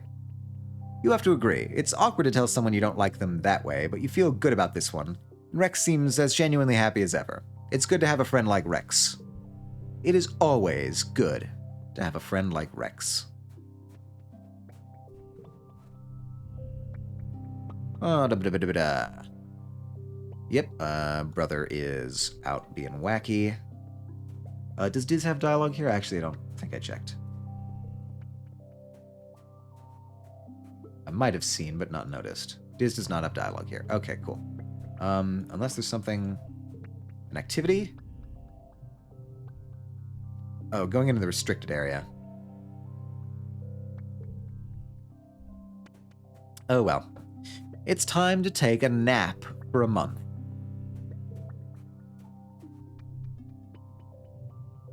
Living quarters. Relax in the lounge. Yep, the music. We're tired of the music. I don't want to forget either of those. Those are two pretty high-level cards.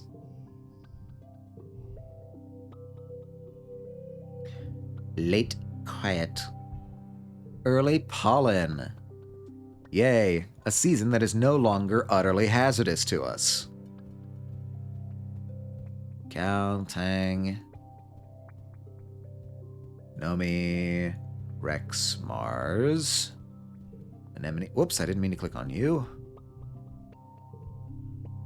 Anemone. Fascist.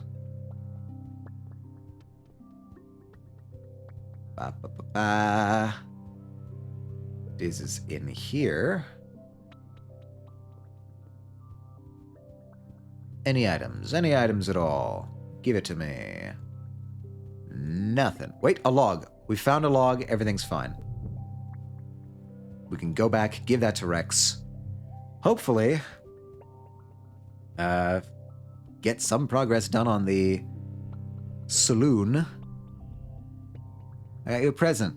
I've got way more logs than opportunities to give them to you. Oh, and it's your birthday. Awesome. Totally remembered that. Yeah, cool. Tang, do you have anything going on? Nope, not right now. Let's go back out looking for Sin.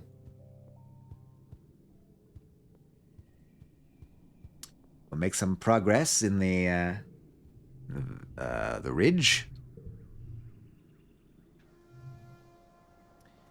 Hooray! We're back and better than ever. The Western Wrestling Ridge. Say that 5 times fast. I ho, it's off to work we go. Can't whistle very well. Ooh. Nope, that was where the event was last time. Coming up here to where that was, we'll pass that, and okay, what do we got here? Please click on the event. Yes, thank you. Oh right, the rain. Just run. We always just run. A little bit of stress, it's fine. Oh, we got crystals. I think I saw another crystal over here somewhere.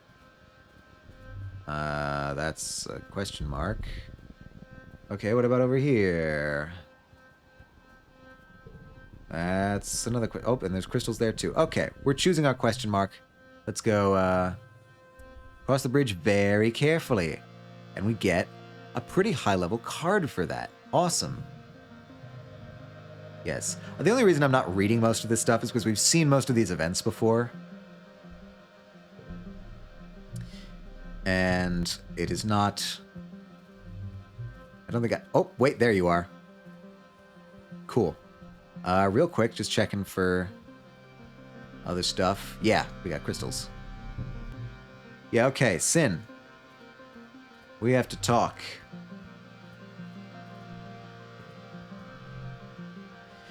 Ah! You're walking up a trail, and you're caught by surprise. It's Sim, and he's running. You're knocked to the side as he pushes past you, running in the opposite direction with barely a glance. You shout and chase after him, but after a few seconds it becomes clear that you don't have a hope of finding Sim when he doesn't want to be found. You turn and continue along the path, and around the next bend you spot a familiar face. Utopia.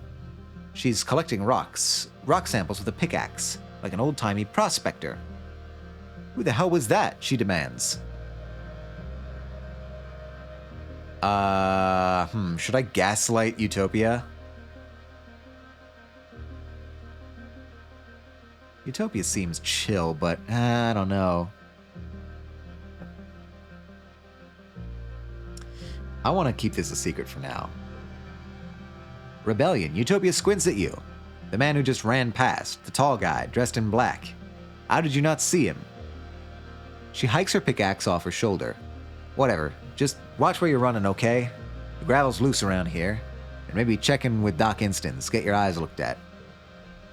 You agree, happy to be out of the conversation without any trouble. And continue on along the path before Utopia asks any more questions. You walk for a couple of minutes before you see Sim again. He seems to be in good humor, despite the close call. Oh, he says, leaning against a tree. It is tiresome to be so secretive. He wipes his eyes, brimming with mirth. We didn't see shit. I'm not a narc. It is such a pleasure to be around you and Diz, and not to have to hide myself. He sobers quickly. I do appreciate your discretion, he says. It's not the right time for the gardeners to be formally introduced. To do so too early would cause a great degree of chaos. Yes, even the female surveyor, he continues. I do like her, but I've learned from my limited experience with your kind that adults of your species do not react well to surprises. It's good you're here, though, Sim continues, as I do need something from you. Data. What? Sim holds up his hands. Please do not be alarmed, he says placatingly. I do not mean sensitive information, such as personnel and defenses. I mean only the contents of your digital cultural archive. Like holovids. Sin smiles. Yes, exactly. Your holographic recordings of movies, books, music. Cultural artifacts only, I promise. Why? Well, isn't it obvious? I wish to know more about your kind. I wish to learn how to... He struggles to find the right phrasing. I want to learn how to act in such a way that is not so discomforting to humans. Yeah, sure, I'll do it. Sim's gentle smile grows warmer. Truly, he asks, clasping his hands. Oh, I thought it would take a great deal more convincing. You are surprising. It's such a pleasure.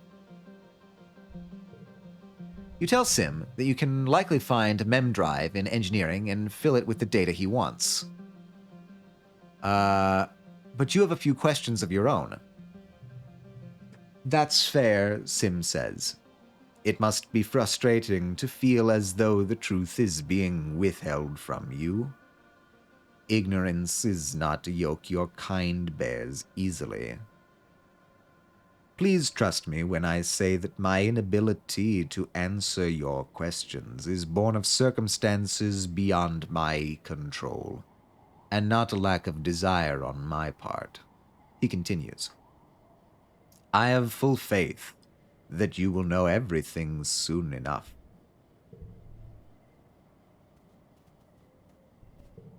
Cool. Oh, you're suddenly buffeted by a hot wind. Not like a very hot wind. Your skin dries out and your lips begin to crack. Oh, excuse me. No, like a very hot wind. Lethally hot. Ridges are already baking. But all of a sudden it feels like you're trapped in a nuclear reactor. Your skin dries out and your lips begin to crack. Your eyeballs feel like sandpaper. Find the source. Need perception 50 or greater. You take careful readings from a distance, triangulate them, and discover the source of the wind. A red, sports ball-sized crystal emanator, hidden in a small crevice. When you smash it, okay, didn't give me a choice to smash it, it doesn't shatter like crystal. It almost looks like it could have been organic. Was it some kind of defensive barrier? Yet another weird mystery of these ridges. Alright, did you not want me coming this way? I've got a device, a strange device, even. Find a draft of wind so hot it burns your skin. Yeah, let's check it out. Let's dive in. Oh, wait, this is the thing. Enormously long caterpillar dragon kind of creature. Way off in the distance, it's thousands of legs and kilometer of shimmering bodies snaking in and out of the haze at the bottom of this chasm. You just watch it. It's terrifying. It's like a train. We'll take some readings. It's so far away, but you record its movement coordinates and take a video for Utopia. Cool. We're going this way now. Crystal. Oh, hey, that's where we came from. Nice. A beautiful little locust lands on your arm. It calmly washes its face with its forearms and vibrates its wings like it's cooling off. Aw, the poor little guy is alone. Befriend it. Perception challenge. Can we become king of the locusts? Is that new art? Do we get new art? Interesting. Okay, 69. Nice. Sounds gross. I hate bugs with many legs. This is also true. I am not a fan. I think probably my least favorite bug is a centipede.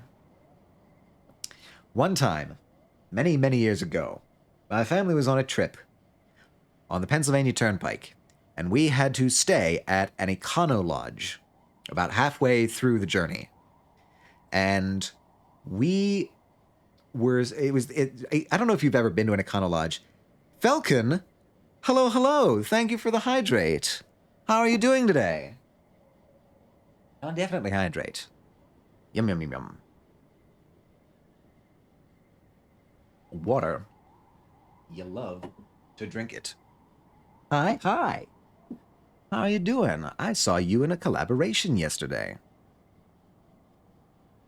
Doing good, procrastinating on work? We love to see it. Or I'm sorry to hear about that, depending on what stage in the process of procrastination you are. Yeah. I don't know what you're trying to do or how quickly it needs to get done, but I know the feeling. You are welcome here. Procrastination is no stranger to these parts. I have a phobia of centipedes. They make me cry. Yeah, right. So, as we were about halfway through the Pennsylvania Turnpike. We had to stay at an Econo Lodge, and Econo Lodges are not super high-end motels. This was kind of a last-minute thing, I think. And we get in there, and we have to go in through the side entrance of the building. And it was like a stairwell that didn't have any stairs in it. One of those like little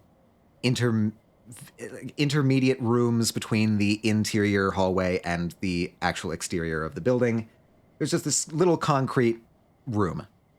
But inside this concrete room, I encountered the largest number of centipedes I've ever encountered in my life, and it was absolutely awful. I do not recommend visiting an Econo Lodge at any point in this or any timeline. Stay away from the Econo Lodge is my advice.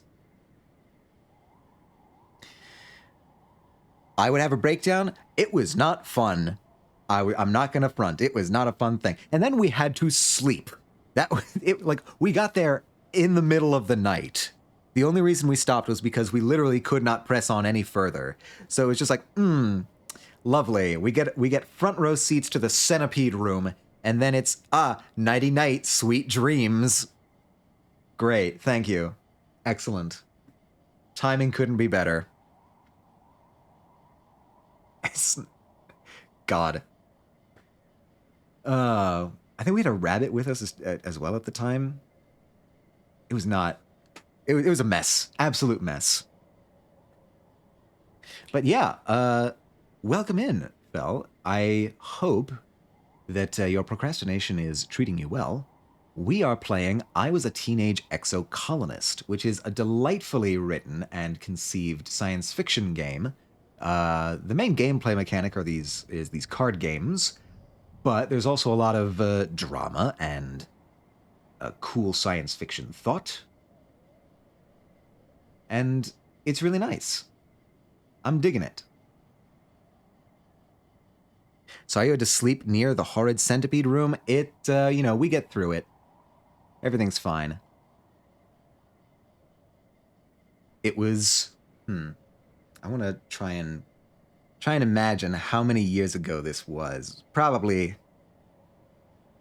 oh God, it's probably like a good 15 or so years ago. Anyway, we can get through this challenge pretty easily. Okay, you would have the highest value, actually. I'll save you for a third round challenge. Oh, we can keep you between rounds. Excellent.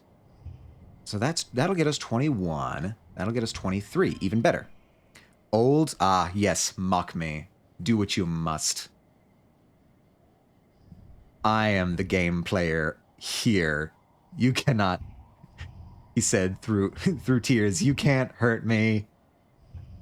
4, 4, 5, 8. That looks good. I've heard it all before. During mental challenges, okay, that's not that much for us. Okay, we want to get all of these out here. Keep you between rounds. Do something like that.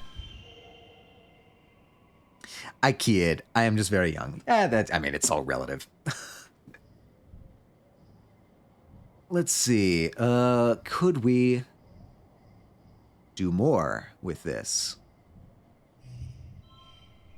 We get 29 there, 31 there. Okay, that's fine. We can live with that. We can live with a 31 out of 38, apparently. Okay, I did not do that as well as I could have. You look it up on your holopalm. It's a mask wing, named because when it's frightened, it opens its wings all the way and flips them forward, making it look like a grimacing manticore. Scary. But even scarier is how much they can eat. They usually eat leafy plant matter, but they're not above eating fabric, wood, hair, or even skin. They swarm in dust, and in hot places like the ridges. Oh. Even now, we're encountering new creatures. This is really well thought out.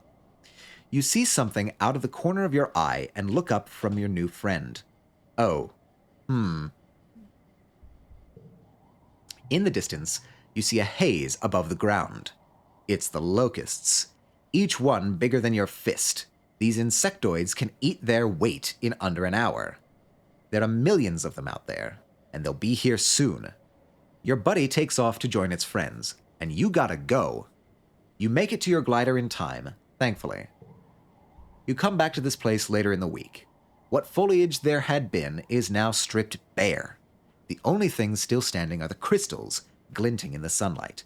All right, so we have to deal with locusts too, as if the other creatures on the planet weren't tricky enough. We also have to deal with biblical plagues. Oh, crystals. Everything's fine. Flowers. Wow, we're getting a lot of stuff here. And, God, this area is huge. Burn the locust. Damn them all. I think Zelda has pretty firmly established their opinion on locusts. Okay, let's clear this one that's in our path. I mean, bugs in general. It seems like, Zelda, you're pretty much on the not a fan of bugs camp. Just what I'm getting from the interactions we've had so far. You come across a particularly flat area, a large field of obsidian. Well, obsidian is the only word you have for it, but you've never seen obsidian this bright. It's like a rainbow trapped underneath its glossy black surface. Like the entire ground here is polished black opal. I feel like we've seen this before. Skate on through it. Carefully walk around the edges. Skate on through it. Bravery challenge. All right, let's try it. 70? Okay, we can do it. We can do it. We can do... let's be more careful. If this has the highest value, it's 11. But that's... Okay. If it doesn't, that's 5. What if I do you and you? That's 22. That's 24. What about you? That's 25. I think that's probably the best we'll be able to get this round. Well, most bugs I just want them out of my personal space. I really only hate centipedes, millipedes, and bees, wasps. That's fair. I think I don't know if it's like a childhood thing, but I think a lot of people develop an early aversion to bees and wasps because of, I don't know. I got stung a couple times by bees in my life, and it was all when I was a child. So, you know, whatever you make of that, that's got to contribute somehow. Same, yeah, no, like that's a very like childhood thing, is getting stung by bees. Maybe because I was just working outside more when I was a kid. I say like I was working as a kid. I was outside more as a kid. Which probably just lends you to being stung by bees better than not being outside. Okay, we've got you. Got you. We have stress over 50. Is my stress over 50? It is. We love to see it. All right. What if I flip you? That can be made into a thing. I know most folks are scared of bees. I'm allergic, so I avoid them, but they're really useful for the environment. Yes, this is true. We very much want to preserve the bees. But people who are allergic, I can certainly understand the aversion. But even just like, I was never allergic to bees. Just being stung by bees sucks. So. Falcon? Yes. I said Falcon. Damn it. I did it. I did the thing. I did the thing that you explicitly mentioned yesterday. My memory. It is for the birds. But yes, welcome, Falcon.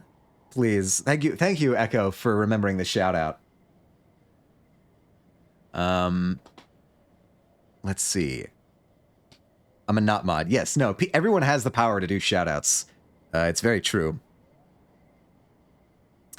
Gotta have bees, otherwise we'd have a lot less food options. This is true. Yes, we must protect the bees. In keeping with the ecological themes of this game. Please, do your best to support the bees. I don't even know what that would entail, but give it your best shot. Fell the Falcon? Not really. I mean, that clearly there was inspiration in the name. I'm assuming Fell. Yes. Did you guys know there are some bees that are blue in color? I did not know that. I did not know that at all. Did someone say bees? Hello, Swizz. How you doing today, Swizz? Rollboyo. A bee touched my lips once. What are you doing out here kissing bees? What are you doing out here? It was not bloated as I think it was its face. Huh? I don't fully understand how to interpret that. Now Keith. With the bees. A little bee kiss. Swizz is bare and needs bees for honey. This is also true. Swizz, Pooh Bear, all of the famous bees are going to be starving without the honey. Good way to support bees is to plant flowers that are native to your area so they can gather pollen. Yes, this is very good advice. If you are able to plant things, this is the way to go. Swizz cheese, hi y'all, hi-yo. The only animal I remember accidentally kissing was a dog. Okay, now, Swizz,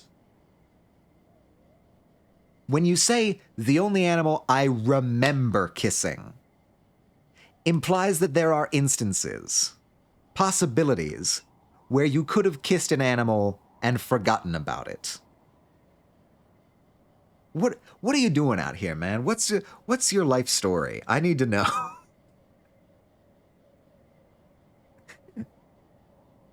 Maybe he just kisses. He kisses so many things that he can't remember all of them. He's just got that much game. All objects he can get to kiss. some of them are animals. This is all I can interpret from your statement, Swizz. -2 stress. I can do a stress. Maybe not. Hold on. Our goal is 19. We're already up to 14. We can play around with this a little bit. Kind of weird, Swizz. No, I am not implying that I am kissing animals or objects. Please no. All right, fair. The accidental kissing of the dog is an outlier. We will commit this to as the new story. It will be all good. I could do that and get a 3 bonus there. Okay, cool. 5, 6. Nah, that won't help us. I kiss my doggies on the forehead? Yeah. That's pretty common, I think. People like giving affection to their dogs. And don't people kiss their cats, though? What the fuck? Yeah, no, like, it common house pets, it's not that out of the ordinary for people to kiss them. I don't know about kissing on the mouth or whatever. That seems a bit of a different story, but certainly giving affection to your pets is a very common thing. A good example of blue bees is the orchard mason bee. They're solitary bees that live in little nooks and crannies and are a huge contribution to pollinating fruit trees. Stella, are you like an ecologist of some kind? You seem to have pretty intimate knowledge of this stuff. Or do you just like nature? Yeah, obviously, if you do not wish to share details of such things, this is your prerogative. I'm just curious because you do seem to know quite a bit. Yeah, see? I kiss my pets? Yes. It must always be in pet voice. I've one hound at my feet as we speak, keeping guard like the good boy that they are. I don't actually know if it's a boy. The good dog that they are. And they're very pretty colors of blue. Oh. That's cool. Not just someone who tried to learn more about something I didn't understand. That's great. That's fine. Fantastic, even. Good girl doggy. Ah, okay, good. Like a good girl. Keeping watch, sentry, keeping you safe. We love to see it. Okay, we got 27 on this round somehow. Out of 29. -5 stress. We love to see it. Glide around in your sock feet. You take a tumble and get a little bruised. But have a blast. -10 stress. Hell yeah. Don't slide off the edge of the cliff. -5 stress. And +2 bravery. Man, we are doing pretty good. All things considered. Bees scared me as a kid, but I figured trying to know more about them might help. Okay, yeah, that's a good strat. That's a really good strategy. Wait, I came from this way. This is fine. We're going this way. Crystals. Yum, yum, yum. Yummy crystals. More crystals. Okay. Oh, wait, hold on. We have an event proper. All right. We've got something here. Now it's more of a healthy respect for them, since they're responsible for a lot of the food I like to eat. Like apples. Yes. Oh, God, you just brought back memories of, like, in elementary school, going to orchards and just seeing, like, all of the bees. Yeah, that was a bit of a scary time as a kid. But we do like our apples here on this channel. We are a pro-Apple channel, and I'm not talking about the computers, because I have a love-hate relationship with Apple computers, despite streaming off of an Apple computer. But I'm talking about apples the fruit, which are significantly less controversial, at least as far as I know. Any Apple haters in chat? I don't like bees, but I do enjoy honey. Yes, honey is also very good. Can't have yummy fruits without bees doing their thing. Can't have a lot of things without bees doing their thing. Bees are really, like, crucial to the ecosystem in a way that I think a lot of people don't really appreciate.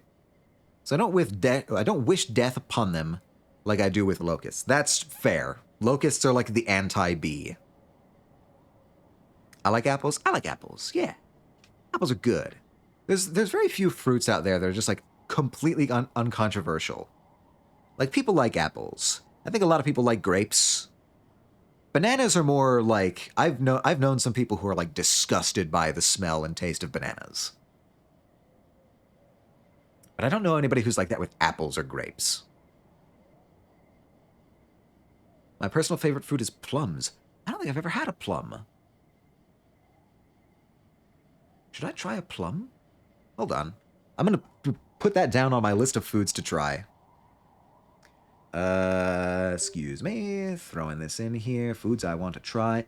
Oh, plum. Wait, I already have this written down. Wait, Zelda, did we go through this conversation already? Have we had this? We might have already had this conversation. Obviously I don't remember either, but it's on my notepad, so there we go. Bees are actually one of the few critters humans work with that is considered a mutual benefit. Queen bees will move their colony if conditions aren't right, so humans gotta work hard to make them happy. Yes, bees can be a symbiotic relationship. It's nice. My sister hates apples? Really? I've never met anybody who hates apples. That's fascinating. Be warned, plums can be sour. Okay. Is that like a ripeness thing? In exchange, humans get the excess honey and pollinators for their plants. Yeah. It's really nice. I do appreciate any type of symbiotic relationship. I do love plums a lot, so I wouldn't be surprised. Yeah, I mean, I don't know who else would have brought it up in stream, so it was probably you. Yeah, it's a ripeness thing? Okay, cool. How do you test for, like, a plum's ripeness? Is it like a texture thing, or do you just kind of have to gamble? Expeditions has been collecting energy readings from this area, tracing the invisible ley lines of power, like the ones from the thumper that brought you here in the first place. Oh, we have an ad incoming. Do your due diligence if you wish. They've pointed you to this cave, a nexus of power at the convergence of many lines. You can feel the energy is different here, like a barely perceivable hum that prickles you up the back of your neck, like something is watching you. I have no idea, I just eat them because I don't know if they're fully ripe or not. Okay. Yeah, so it is a bit of a gamble then. Also, bumblebees, they're fat little fuzzy things. They dance to show others where the food is. Bumblebees are like the sweetest bees. Let's not mince words here. Bumblebees are the best bees. I think they usually tend to be darker in color and a little squishy or soft when ripe, though. Okay. Yeah, that tracks with, like, other fruits that I've tried. Something's watching us, eh? It's likely this was some sort of important place for the Convergent Domain, Utopia says, leading on her glider. I've sent teams through, but it gets mighty tight in there. I'm hoping you and Diz might have better luck wiggling in there. Might be the caves inside open up again, and if they do, take plenty of readings and report back to me. Diz is vibrating beside you on nearly the same frequency as the weird power fluctuations. This is the real deal, he whispers, mostly to himself. It's hard to shake the feeling of being watched. In fact, you're sure. Oh yes, of course. There he is. You can see Sim's mysterious form up there, watching you from a nearby ridge. He holds up his hands in greetings when he sees you looking. Utopia nods and leaves you to it. What's the plan? I really feel like we should take every opportunity to talk with Sim that we can. You ensure that Utopia's good and gone before you and Diz kick up your gliders and talk to Sim. He looks delighted when you both land beside him. You're getting warmer, he sing-songs. Hot, very hot. He rests his weight on his hands and kicks his feet over the ledge. I'm not supposed to tell you anything, he confides, but it's just so interesting to watch you figure things out. Humans so curious and so smart. Diz stammers and turns red. Oh, I think Diz might have a little crush. Looks like you're not getting anything out of Sim, though. You grumble and glide back to the cave entrance. Prep your caving equipment. You get the headlamps and little recording drone with a floodlight attachment, a tiny buzzing flying thing that circles around your heads and sometimes illuminates what you want to look at. It's intelligent, which means that it won't just do what you want. Diz bats at it in annoyance. Diz like Sim? Cute. Yeah, that's a good pair. I'd ship it. I'd ship Diz and Sim. Sim, I'm trying to come up with a ship name. It's there somewhere. Their names are very similar. Utopia's also left you an anti-grav belt with a warning to practice extreme caution when spelunking down there. They make you lighter so you can climb more easily and won't hurt yourself as much as if you fall. All right. No, shit. I clicked on the wrong one.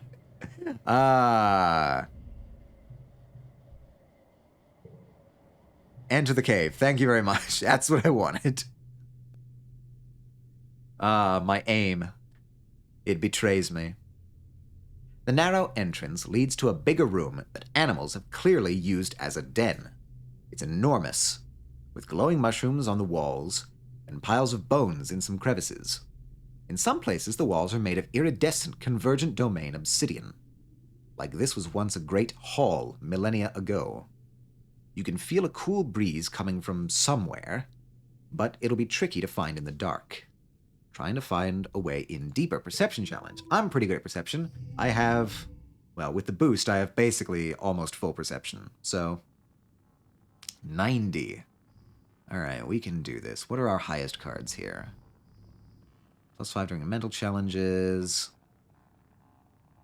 That will have the highest value, actually.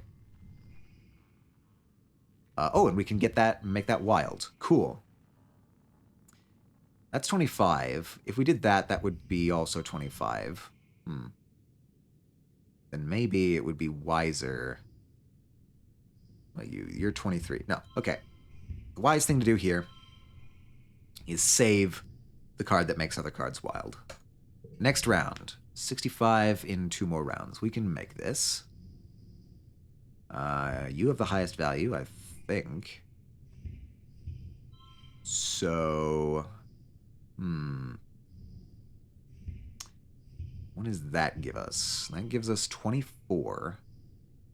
Whereas what we could do is... that's 4, that's 5. So let's do that, that, and that.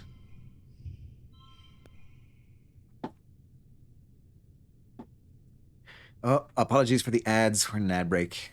That's 28. Okay, that's better. We can do that. That's fine. All right, can we get 37 on this round? It's a little tricky, but I think we can probably pull it off. 1. And welcome back to everybody who is in the ads. We are at a goal of 37 for this round. Not impossible, but a little bit tricky. Let's see. Our stress is over 50, so that's good. That's going to be a 6. 5. 3. Oh, but that, okay, that gets a 6 there. And I think, honestly, that'll be enough to push us over the edge. Excellent. That was not quite the best. We were 1 point short.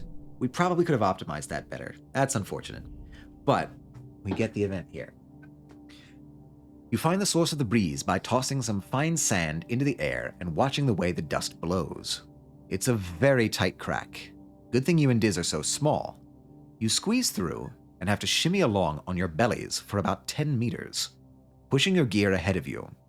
It's uncomfortable, but Diz's excitement draws you on. Past the crack, there are fewer signs of animals. The walls are smooth-grown obsidian, which has a kind of melted rainbow oil slick look. There are deeply carved glyphs on the walls at various intersections, like room designations or street names, you wonder.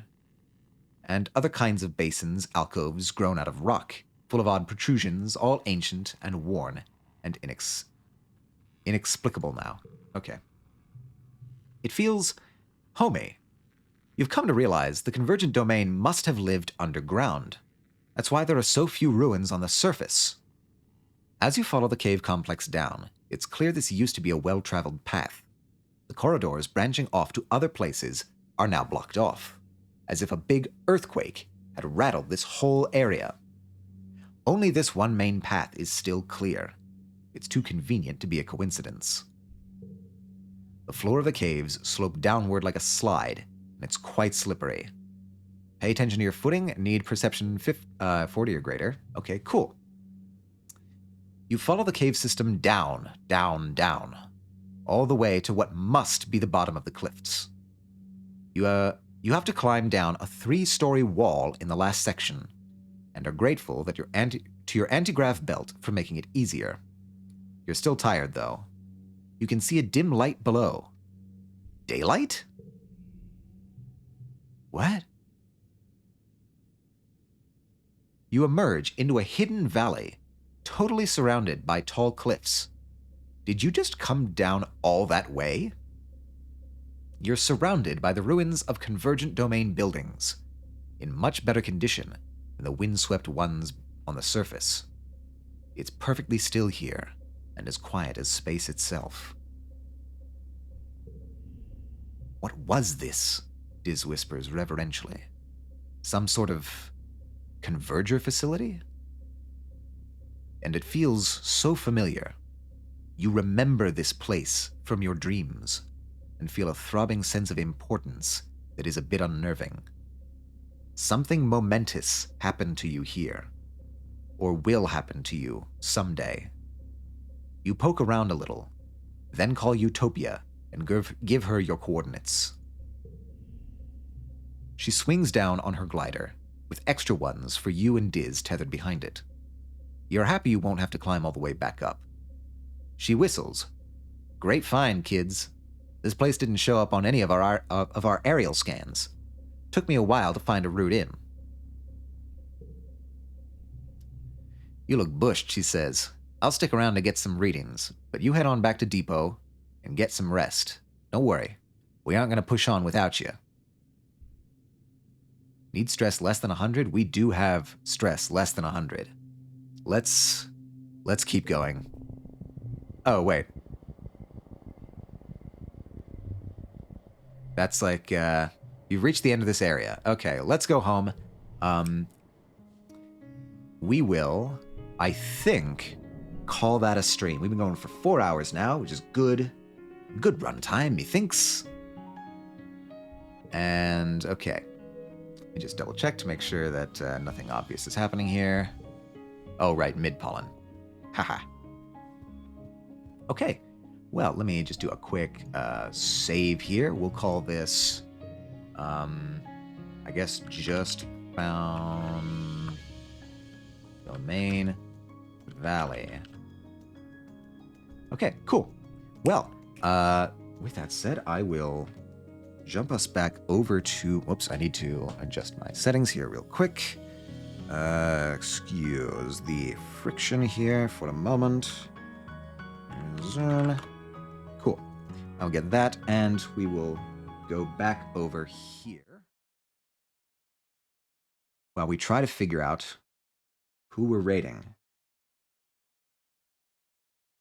Take care. You take care as well, Stella. Let's see. Who is rating? It has been a pleasure to have you here with us, Stella. I hope you are, I hope you are enjoying my playthrough of the game as much as I am. Let's see. Who's on?